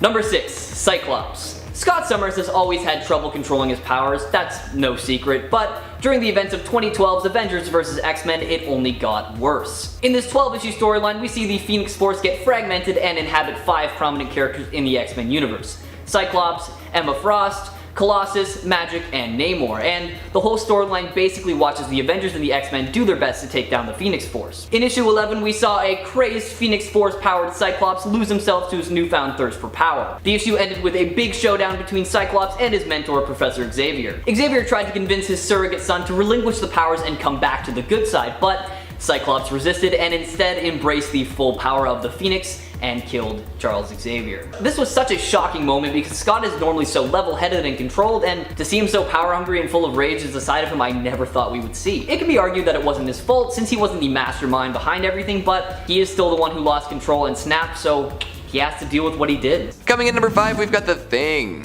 Strong arm versus strong arm. A classic trope, a legendary fight. Other than Wolverine, I'd say The Thing is one of the Hulk's most lasting hero opponents. Both considered immortal, unbeatable, impossible to damage, this is a heavyweight bout like no other. However, the Hulk definitely takes precedence when he's in revenge mode. So when he wanted to go and find and fight the Avengers, the Fantastic Four stepped in. Benjamin Grimm wanted a piece of the gamma-saturated super, so the two decided to throw down on their own. After an exchange of massive blows, eventually the Thing did drop. It's gotta hurt fighting the Hulk, but at least he can take a hit. Coming in number 4, the Avengers. Yes, all of them. That's the thing, this seems to happen quite often. Nobody really knows how to deal with the Hulk, and this is an issue that rears its ugly head quite often. Even though he is often part of the group himself, if things go a little sideways, it's not unlike the Hulk to decide to go solo after working out some frustration. And by working out frustration, I do mean slapping his former comrades around. He can do that no problem too, the Hulk is strong. Why else would Tony Stark constantly be dreaming up contingency plans related to the bulky boy? But yeah, the Avengers don't often beat Hulk if they have to take him on. Usually it's making him turn back into Bruce Banner or getting him as far away from the fight as possible, and when that doesn't work, the Hulk beats folks down and leaves. Simple as that. Coming in number 3, we've got Doctor Strange. You would think that the Sorcerer Supreme would be able to deal with a meathead no problem, a spell or two, and the problem's done with. However, again, during World War Hulk, the rage proved to be a little too much. Holy moly, Hulk, calm down, why don't ya? Strange often sends Hulk to different dimensions or far away if it looks like things are getting too rough. In this fight, he decides to channel a universe-destroying demon to give him that upper hand. It seems to be working at first, but as is the case with many fights involving last-ditch efforts against the Hulk, the new powers can only last so long. When Strange starts to lose control of this demonic power, the Hulk is just getting angrier, and when Hulk gets mad, he gets strong. With this in mind, I'm sure you can guess what happens next. Doctor Strange, unconscious. Coming in number 2, we've got the Silver Surfer. No, not Silver Surfer, Herald of Galactus, wielder of powers beyond mortal understanding. But it's true, Hulk did indeed take out this incredible hero, although it was under some very unique circumstances. Some very zombie circumstances, in fact. Showing up just in time to see the world totally gripped by the zombie apocalypse, he does his best to help out. The number of heroes attempting to eat him proves to be too much though, and he's overwhelmed before the Hulk arrives. Using his massive size and strength to push through the crowd, Hulk consumes Silver Surfer, gaining a bit of his power cosmic along the way. Yikes. And finally at number 1, we've got Sentry. Sentry should be Earth's strongest warrior. After being imbued with the powers of a super soldier serum hundreds of thousands of times stronger than the original, he became incredibly powerful. Almost too powerful if you ask me. Thing is, this kind of strength is only barely enough to handle the Hulk. When the Hulk and his Warbound came to Earth, Sentry was there to fight him. However, they essentially fought each other to a standstill, with each reverting back to their human form. But even after all that, Bruce Banner gets the last hit in. Classic. Fighting till the very end. Sheesh. Who would have guessed that Hulk had the capacity to end all sorts of other superheroes? You gotta wonder how all these uber people feel when faced with a being so clearly stronger than themselves.